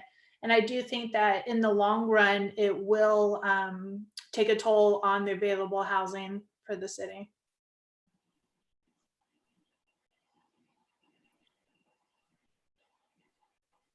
Okay, if there are no other comments, then we can entertain a motion. Oh, actually, we didn't open public comment. Are there any public comments? No, there were no public comments received about this item. That was efficient. We did questions and deliberation in one go. Commissioner Farsan, did you have any other comments? Okay. I don't either. I just wanted us to think about the scenario that I brought up, but I am in full agreement with Commissioner Maggio and Commissioner Heising, and I think the impact on the neighborhood is the biggest consideration, and it's hard to really mitigate that. So would anyone like to make a motion? Commissioner Heising? Yeah, I'll make a motion that we approve, well, first off, that we find the zoning text amendments exempt from CEQA and adopt Planning Commission Resolution 2020-9 and forward this recommendation of approval to the City Council. I second. Okay, and then we'll do a roll call vote. Commissioner Labange, Approve. Commissioner Farsan, Aye. Commissioner Radnich, Aye. Commissioner Heising, Aye. Commissioner Maggio, Aye. and Commissioner Sturm. Aye. Motion carries unanimously. Great, thank you.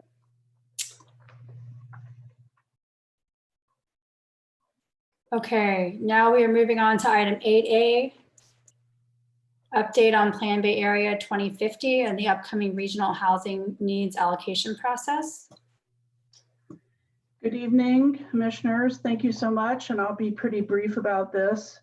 You have a staff report in front of you that explains in detail what this is about, but I'll just go over it briefly. This is an update about Plan Bay Area 2050 and the RENA allocation, which is the regional housing needs allocation that comes with every housing element cycle. I want to talk a little bit about just the difference between the two. They're connected, they're related, but they're independent of one another. Plan Bay Area 2050 is a visioning effort throughout the Bay Area that provides strategies to achieve certain goals put forward by ABAG and MTC. And that includes basically by 2050, the goal is to really see that the Bay Area is affordable, connected, diverse, healthy, and vibrant for all.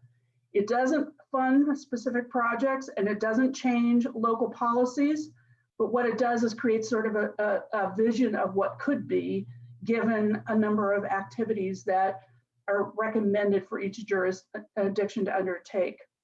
In contrast, the RENA allocation, the regional housing needs allocation, it's a mandated portion of housing element law. The housing element is the only element of the general plan that's required to be approved by the state.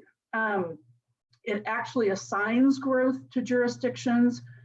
Basically, the city must have enough land zoned at appropriate densities to accommodate the allocation, but it is not a mandate to build specifically.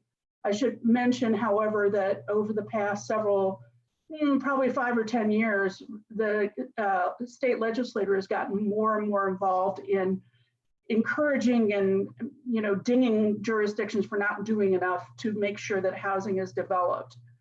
This, even though this says March 2020, it's basically the April 2020 status. You can see basically the Plan Bay Area draft blueprint is almost ready to be finalized, and then the final blueprint will get rolled out probably sometime in the next few months. MTC, go back, Sarah. Thank you. You can see at the bottom there that concurrently staff is supporting the work of a housing methodology committee, staff of ABAG that is, to develop the inputs that will assign units to city. Okay, next one. Thank you.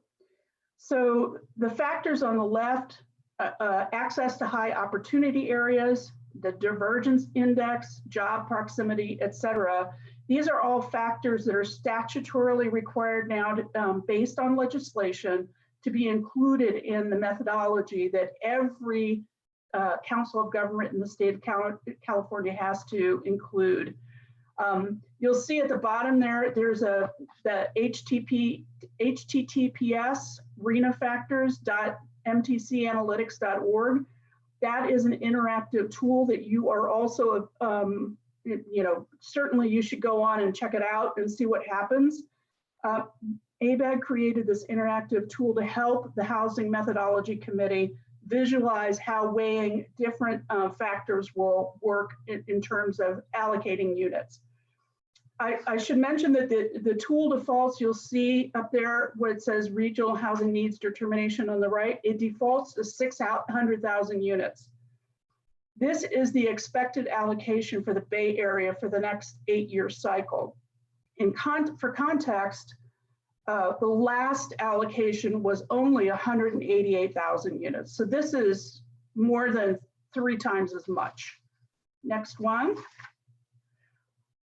So all these factors off the right, including access to high opportunity areas, divergent index, et cetera, when you play with these little bars and figure out, what are you going to weigh the most as important, if we weigh the access to high opportunity areas, which is considered something like Lafayette is like access, like there are very few people that are in poverty.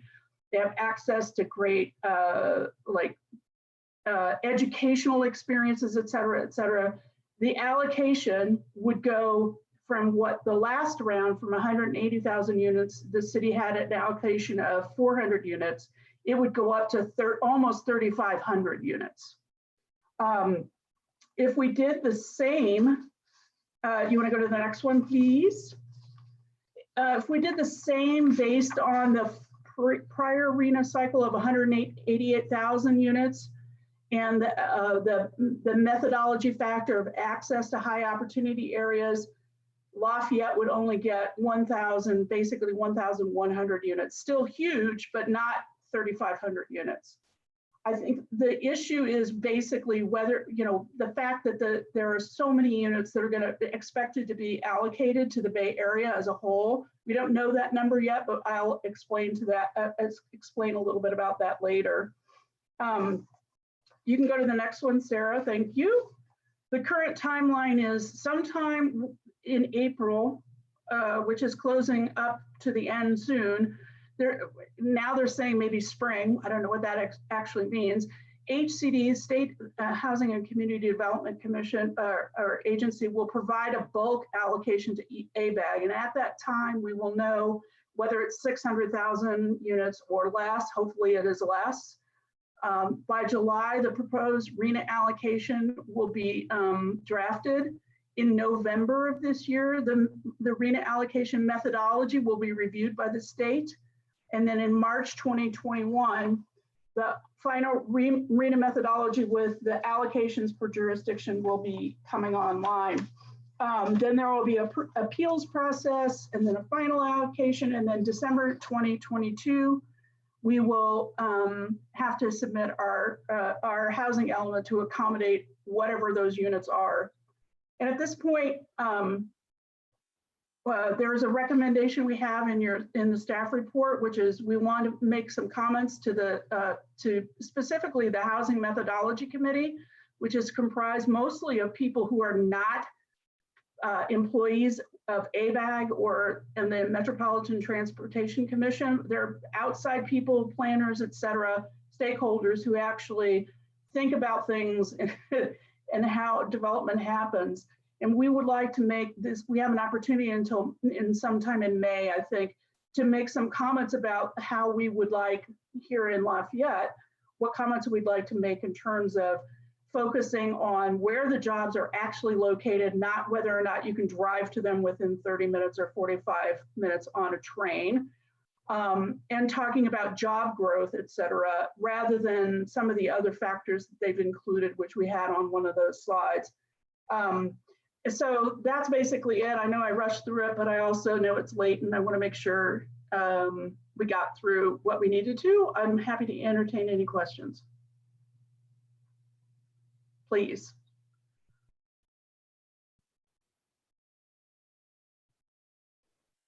Thank you for the presentation. Commissioner Farzan. Yes, thank you for the presentation. So I see the recommendations. So correct me if I'm wrong. As I understand it, the Department of Finance looks at job growth numbers initially, and then RENA bases its numbers based on the job growth numbers. Is that correct? It's a combination of job growth and also household growth and a number of other factors.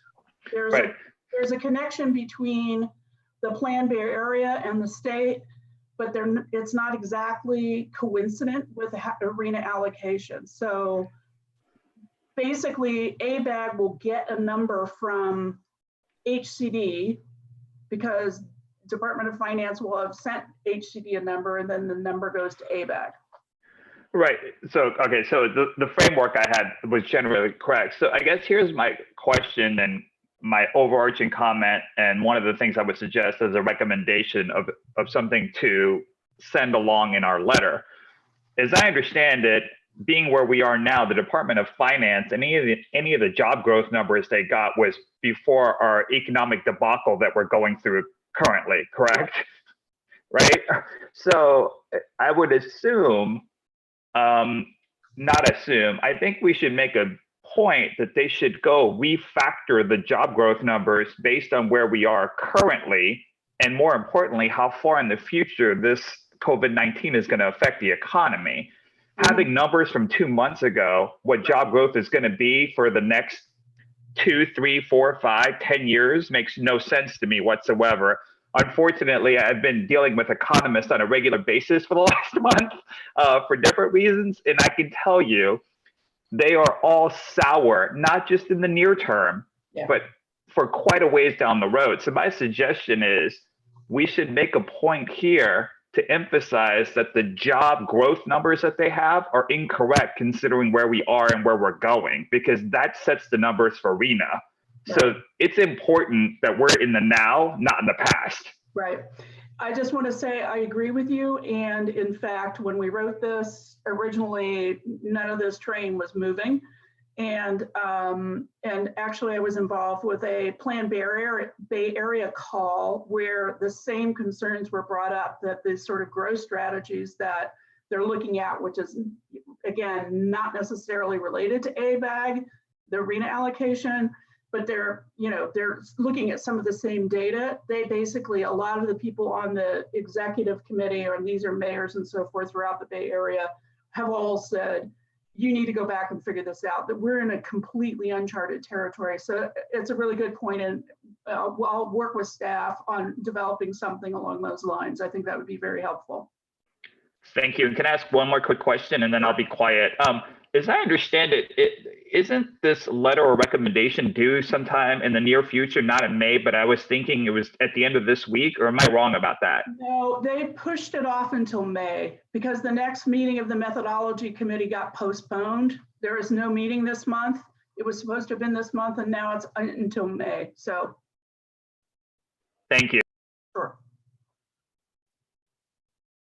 Commissioner Maggio? Commissioner Maggio, hello. I think I took cuts here. This is really fascinating. And Commissioner Farzana, those are excellent comments because we live in a completely different world now. I'm going to go online and look at this site and try and follow it along because I find it very, very interesting. I'm wondering what the impact is going to have on some of our Western towns. They don't really have job growth and they commute. They're predominantly are cut through traffic that's affecting so many towns in between. I wonder how if they have a BART station, does that count as? It does. I think the interesting thing for Lafayette specifically is that transit connectivity, if you give 100% weight to transit connectivity, Lafayette does the best, has the fewest number of units because it only has one BART station and it doesn't really, it's not linked in like certain other areas, especially like in the Western County that may have more opportunities. So yeah, I think it's going to be very interesting. I think it's really worth playing with in order to understand what would happen. Again, if we were back to 188,000 units like the last round, not 600,000 units. And all things being equal, the city, the last housing element cycle was 400 units, and this would be like 662 units if we looked at the same sort of progression of growth. So the big variable here is what are we going to get as a bulk allocation from the state? And I know that there are other jurisdictions down in Southern California that have had 400 or more % increases in the number of units, especially coastal towns in like San Diego County and Los Angeles County. It's pretty. Yeah, so I'm really concerned how we calculate housing need for Lafayette, but I'm even more concerned how it's being calculated in outlying areas where people are commuting through town. It's such a big issue with our citizens right now. Right, and I think one of the comments that we want to make to them is, just saying, oh, we can get to a job within 30 minutes by car or 45 minutes by train is defeating the purpose of like reducing transit movement. Right. I mean, yes, it's great that we have transit movement, but why are there not jobs where the people are? Exactly. So that's what I think the higher one of emphasis the thrusts of on our letter. housing and jobs together. Right.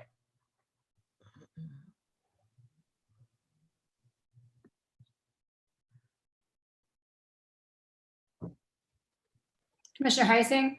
Yes, thank you. Thanks for that presentation, Diana. And thanks for answering one of my questions, the makeup of the Housing Methodology Committee, because my concern there is that the committee is not, I'm glad to hear it's not made up of ABAG and MTC staff. But my question is, how much leeway did the HMC actually have in determining the weight of each of those 10 factors, or did they? Because when I look at how the factors are weighted, they're each weighted 100%. So, I mean, were they not? That was simply to demonstrate, I think, that was Greg did that to demonstrate what would be the worst case scenario for each. Okay. Weighted everything, each one 100%, take each one individually. What's the worst case scenario? All right, so these. Actually, I feel really confident that being involved in that, as an observer of the Housing Methodology Committee meetings, one person, Jeff Abrams from Baird and Driscoll, which is a planning firm, he's on the committee and he does a lot of work with San Mateo County. So he's extremely, I know just personally, he's extremely interested in making sure that, the methodology makes sense for every jurisdiction. So it's not, I feel like most of the other people who either I know through reputation or have worked with in some way, those folks on the methodology committee are really receptive to ideas about where should we put jobs and where should we put housing. So I feel confident that, when we give input, that they will be really receptive to it. Okay, glad to hear that. And, I just, wanted to make sure the makeup of the committee isn't, there's no bias there or special interest one way or another. And then one of the points brought up is that jobs housing imbalance, which is creating a lot of this legislation coming out of Sacramento. And I'm wondering if in any of the discussions there's consideration of potentially for those communities that are not doing their part, if you will. I see us here in Lafayette doing our part.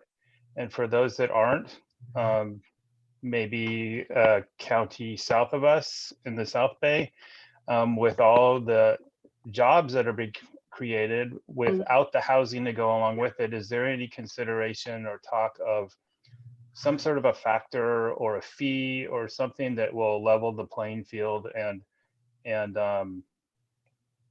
get those that aren't building housing to become more compliant with some of the intention of the legislation that's being passed? I think there are two things at play here.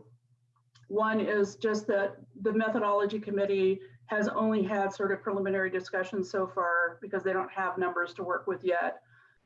They are very concerned about making sure that housing is where jobs are. And so I think that they're, in some of the requirements from the 10 factors, or they're statutorily required, and they're intended to get an issue of equity and addressing issues of poverty. Whether or not, you know, you can build that into an online tool, I don't know that you can, but they're definitely thinking in terms of we should be putting housing where there are jobs. So the concern is just, you know, how that all shakes out in the end, because they're kind of, the tool is very useful. It's not required by the state. It helps them visualize if they weight things differently, where the units would go. But I think ultimately they're going to have to make some decisions, sort of a philosophical decisions on, we want more housing to be where, you know, there are units or there are jobs already, like Silicon Valley. I mean, I think that's the big thing, is that why are there not more jobs, housing units in Silicon Valley? Then, you know, push it there because that's where the jobs are. So I think those are questions that definitely have been brought up in some of the Housing Methodology Committee meetings. They haven't gotten anywhere sort of to a final position or whatever, but it's definitely on the minds. Okay, thank you. And one last question. Sure. The current COVID crisis was brought up relative to comments when we respond back for the RENA numbers, but has that come into play for the timing or the schedule of the Plan Bay Area 2050? It has not for Plan Bay Area 2050. It was brought up in a number of meetings. I think, Greg, you and I were on one where it was brought up, why are we doing that? We need to slow this down. I know that there are a number of jurisdictions that have put out letters to the legislature to say, we need to slow the roll here on the housing element and so forth, because we don't really know what's happening. All that's still up in the air right now, as far as I know. I don't know if you know of anything else, Greg, that you've heard of. No, I know the question was raised, but I have yet to hear anything from ABAG, MTC, or the state that indicates an actual response to that question and any slowing or of the process. As far as we know now, it's moving forward as initially anticipated, albeit the March meeting of the methodology committee was canceled. So a small push there.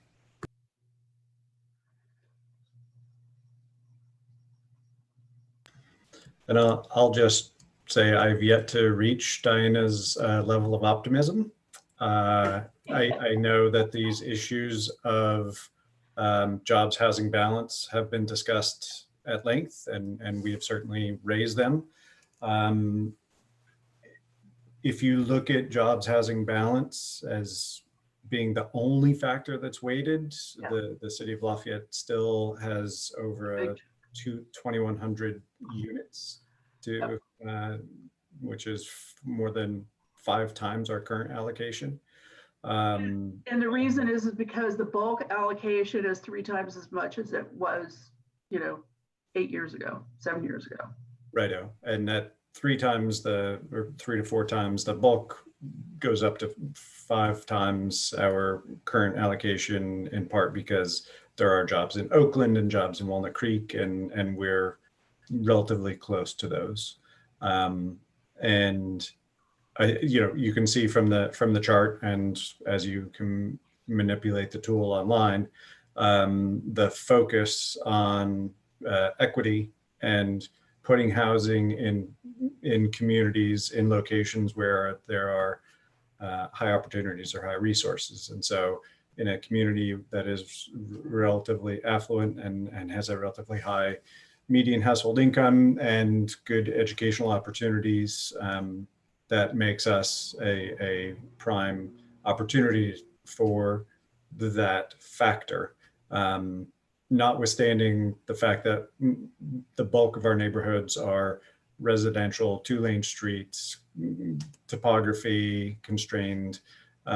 We don't have a bus system that serves the high school. There's a variety of factors that real world considerations that aren't considered in that overall census tract level analysis of high resources areas. Right.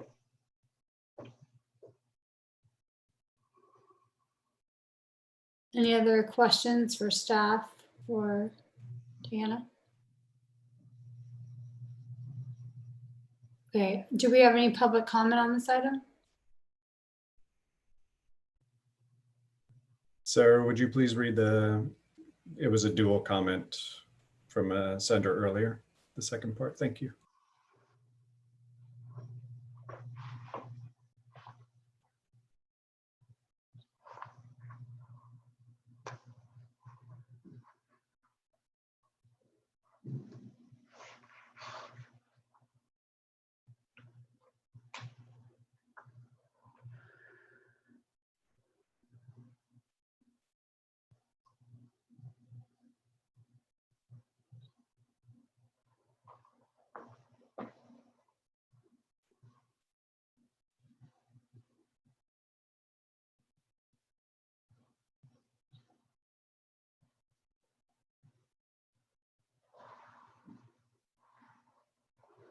Sorry about that. So this is on 8A.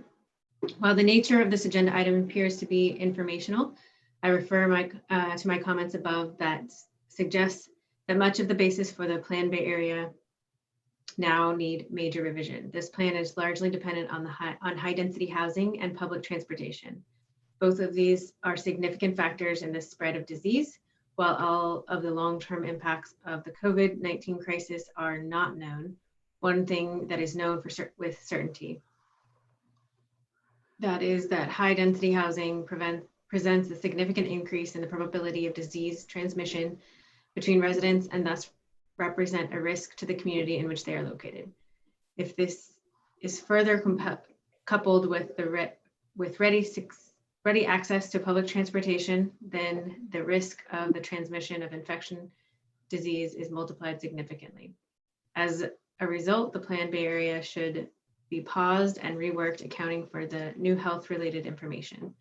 I submit that Plan Bay Area, as it currently exists, should be considered as an unacceptable risk to public health due to dependence on imposed high-density housing near transportation centers. Best regards, William Kleiser, 3410 Shangri-La Road, Lafayette. And that's the sum of the public comment at this time. Okay, we'll bring it back to the commission. Does anyone have any comments on or any additions to the comments that staff is recommending that we forward? Yes, I go back to what I said at the beginning. I would recommend including something about the job growth numbers from the Department of Finance and that RENA is based on. I think it's clearly a factor with what our economy is looking like now and will look like in not just the near future. Thank you. Any comments in addition to the comment Commissioner Farsad raised? Okay, then I'll entertain a motion.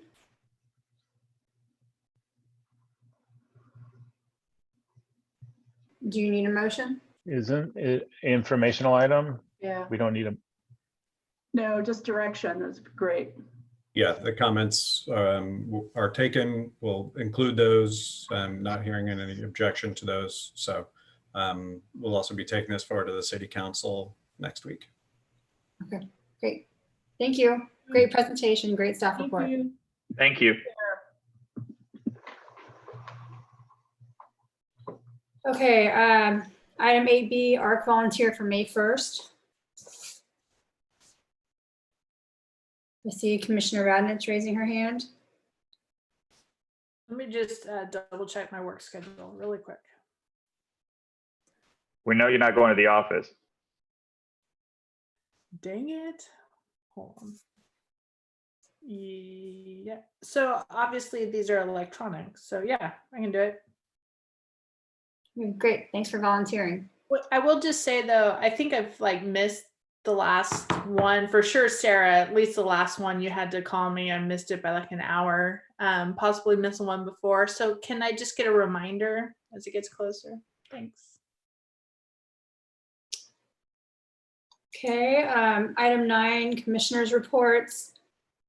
I'll just say that I brought up last time the idea of Planning Commission potentially submitting a letter to the governor's office, supporting and me giving some perspective as the body that oversees most of or that processes many of the city's land use applications.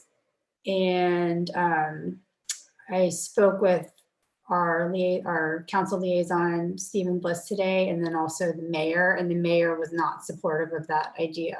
So I'll drop it unless the commission has something else that you want me to share with the mayor. Commissioner Radnich.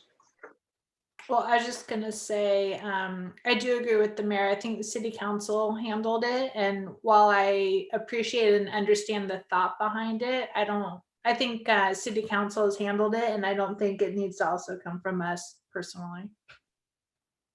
Commissioner Heising. Yeah, I was just gonna mention the mayor's letter, and that I thought it coming from the mayor was appropriate, just being the lead council member for our city. I think that speaks for the city. I was gonna ask the reasoning behind sending 2 letters, but if it's not gonna happen, then it's not a discussion point anymore. All right, I'll just say that my initial thought, well, just because my initial thought was that the more correspondence going to the governor's office, the more pressure they may feel to act on this item. And then I wasn't proposing anything counter to what the mayor and the city council submitted, but thinking just that another voice from the commission, that from the city that supports what they're saying and maybe gives our perspective. We could have, written a letter that talked about our experience with the virtual meetings or public comment that we're receiving, from the people saying they feel disenfranchised in the land use application or public hearing process. But anyway, and mostly just that this is something that we're dealing with now, and I just want to see if there was something that the Planning Commission could do to help and support the city council in their efforts. But, okay, so that's all that I have. Any other commissioners' reports? Yeah, I had something that I was thinking would be good to bring up. I've just been thinking about how these last couple of meetings, I mean, we're kind of getting our, feeling our legs and figuring out how to be efficient and effective. But I'm also going back to some prior meetings, not just under the current chair's direction, but also while I was chair, and just thinking of ways we can stay efficient. And I know we have a new or a new commissioner on board, but Karen has a lot of experience, so this is not too applicable to her. And I know and when we first got together and our commission was formed, or reformed after the commission was pretty much broken up, that was a couple of years ago. And I feel like we're doing pretty good, but I see there's ways where I think we can be better. And I'll just mention a couple ways that I think that is the case. One one meeting I recall that we're in the question and answer period. You know, the staff gives the presentation, and then it's time for us to ask questions. But our questions don't really stay to questions. They start morphing, and then we start going down rabbit holes. And sometimes we even start getting into deliberation. And we haven't even gotten to the point where the applicant speaks yet. So that was just one thing I saw. I've been thinking about, and just also kind of sticking to our what's in our purview. Sometimes we talk about things that aren't, and I'm not being critical of others without pointing the finger at myself. I fall in the same boat sometimes, but sometimes we start talking about things that aren't really land use related issues, and that's kind of our realm, if you will: zoning, land use, general plan, and we leave the policy making to the city council. And then just, you know, in general, staying on topic. I've noticed sometimes we kind of veer off topic, and it just makes for longer conversation is necessary. And I get the whole idea that like it's good that we have consensus building and we give items proper dialogue and we deliberate, and that's the whole idea, and by definition deliberation. But there's a point at which we start getting sometimes repetitious, I feel, and we start saying the same thing over, and then we circle back and start again where we were before. And I'm just bringing this up without talking about certain items or examples, but just in general, so that maybe we can all think about it and help make our meetings more efficient. I guess I'll just leave it at that. I'm not intending to stir the pot or anything, but just wanted to bring up some ideas that I had, and maybe that we all just kind of sleep on and think about, and hopefully just make ourselves better. And that was it. Thanks. Okay, thank you. And I appreciate that. I think we probably all had similar thoughts at different times. And feel free, I'm open to constructive criticism, so feel free to email me too if there's something specific that comes up in a meeting, because it's helpful to have specific examples. Commissioner Labange?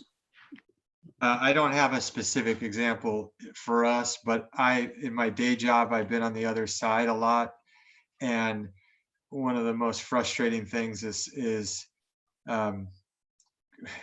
getting in a rabbit hole of something that's not what is on the agenda for what I'm presenting. I might be a land use, and all of a sudden, you know, and you guys know I'm in commercial retail, and they're talking about the paint scheme on a building when we're talking about is a drive-through in a variance applicable. And so that to me is just extremely frustrating to go through meeting after meeting. And there's some community, I think maybe that was their way of not addressing the drive-through. And I had one where I actually asked them, would you just say yes or no, please, move on, but make a decision. So I see us sometimes doing that, you know, straying off of the land use. So I do think there are important aspects, because we're asked to sometimes give, you know, things that are not just land use, but that's where I feel like we spend time that could be used sleeping personally.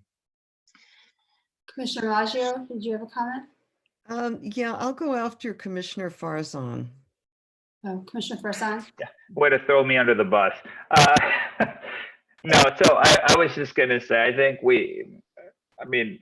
I would second and third. I think we can all just be more efficient. I think it's as a group. I think we've gotten better and better just learning the job, so to speak, going forward. I think sometimes also we get pulled into the rabbit hole, I'd say on the opposite end, Steve, by the applicants. I think when we have really good applicants who really direct and move the process and moves forward, sometimes they don't know where they're going. So we start going in every direction. So sometimes I think we can pull that back and keep them focused. Look, we've got very smart people on this commission. I generally, I will say this, I try to stay away from architectural comments, things of that. I will defer to the chair who's an architect. It's not something that I'm very good at. If something stands out to me, I'll say it. I try to keep my comments to where I think I can be helpful. Sometimes, obviously, people don't think I'm helpful, but I think we are all getting better. I think we just need to kind of sometimes focus the applicants and just focus the public and just move it forward as efficiently as we can. And I'll just leave it at that. Commissioner Maggio? Well, first of all, I just want to say it's a real honor for me to be serving on this commission with all of you. And you were in a very unique situation in basically starting from scratch. I first came on the commission back in the year 2000. And, you know, people have been on the commission forever. I was sitting next to someone who said they'd been on 10 years and someone else had been on 12 years. I thought, heck, I'm never going to do that. But, you know, here I am. This will be year 11 now. But I really admire you all for questioning how you can be more efficient and how we can all work together better. And one of my suggestions would be is to have some sort of a kind of a focus group team building, and where we could just kind of get to know each other a little bit better and maybe work on some of these skills. You know, I had the opportunity to go to a great session up in Sonoma State. It was a class for planning commissioners, and it was really skill building. There's other opportunities that we could take advantage of too, since we're all new together as a group, and maybe staff can help us find that particular opportunity or venue where we can really make our meetings more efficient. And it's not individually, it's us working together and learning to be together as a group. So it's a team responsibility. Commissioner Radnich? Thank you, Commissioner Maggio. Yeah, I'll just add on. I do think not only, you know, not to focus on negative, I do think that as a whole, everyone is doing their best, right? Everyone is out here volunteering for the greater good of the community. And I think that's really admirable and something that we should all, you know, be proud of doing. I do also, like personally for work, like other people, often do attend other planning commissions and city council hearings for other cities. And especially now with things being online, I would really recommend going to just check out a couple other cities and, you know, really large cities and other cities, you know, the same size as Lafayette, just to see how other cities are doing it, or, you know, focusing conversation, because I don't think everything we're doing is bad necessarily, right? I'm not saying that. And I do appreciate Commissioner Heising bringing it up, because I do think we've all felt it, you know, at different times throughout the process. And I think the great thing is that we do all care about our role and what we're doing. And so we're all interested in, you know, constructively moving things forward to be the best for our community that we can be. So I think it's a great conversation to be having. And yeah, I think that's it. Thank you. Greg? So yeah, any ideas that you see in other communities that we could incorporate into our processes? An example, we've heard positive feedback about the virtual planning counter and people's requests to have that continue even after the shelter in place is closed. And so that's something we'll certainly consider, and appointment calendaring as well through the website. So if there are great examples out there, we would love to know about them. And if we can make your jobs easier, because you are volunteering and you're spending hours a week doing it, we firmly believe in a feedback loop. And so if our staff reports are too long, we should know that. Feel free if we should organize them differently. In the past, we've talked informally with commissioners about what their process is, how they go about it when they receive a packet. Where do they go first? Is it the executive summary? Is it the plans? What have you? And so we're always striving to find the sweet spot of not being too lengthy and analytical and verbose, but not being too short and giving things too short a shrift. So we welcome that feedback constantly. And our former city manager introduced all of us to a concept of Kaizen, this belief in constant improvement. And this is a conversation Sarah will corroborate that we are constantly having at staff. So it's great to see. And we've got some really challenging, but also interesting applications and projects coming up. Some I won't name, and others I'll name as the housing element and the general plan, particularly based on what Diana presented to us. So I really am looking forward to tackling it with you guys. So let us know if we can do anything to do our jobs better for you. Thanks. Plan director's report.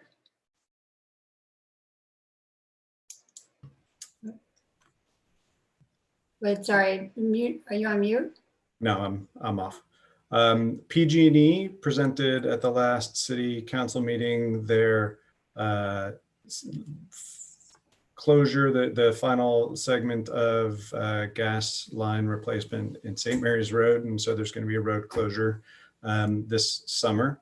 And in conjunction with that, they would like to do, they spoke about their routine vegetation maintenance program, whereby they prune back trees near electrical conductors, and that work is routine, it's annual. This year's color, you can see an orange dot at the bottom of a tree if it's been evaluated. And they introduced an enhanced vegetation management program, which on Moraga Road and St. Mary's Road, they assessed almost 200 trees and identified around 140 that they have deemed warrant full removal. And then about another 10 or 11 that need some limb pruning. And this, our understanding is that it goes beyond their routine vegetation management program. And so they have provided the city with a letter stating that this work too is preempted from local regulation. The city attorney's office is reviewing it. Again, PG&E presented last Monday night, and the council asked for some additional information. So that is ongoing, and we'll update you when we know more on that. And then this afternoon, about 4:15, the Holt matter on Sessions Road and Sierra Vista was appealed, and so that will be scheduled for a city council hearing. All right, thank you for that report. We'll call this meeting adjourned. Thank you. Have a good week, everybody. Stay safe. All right. Good night, everyone.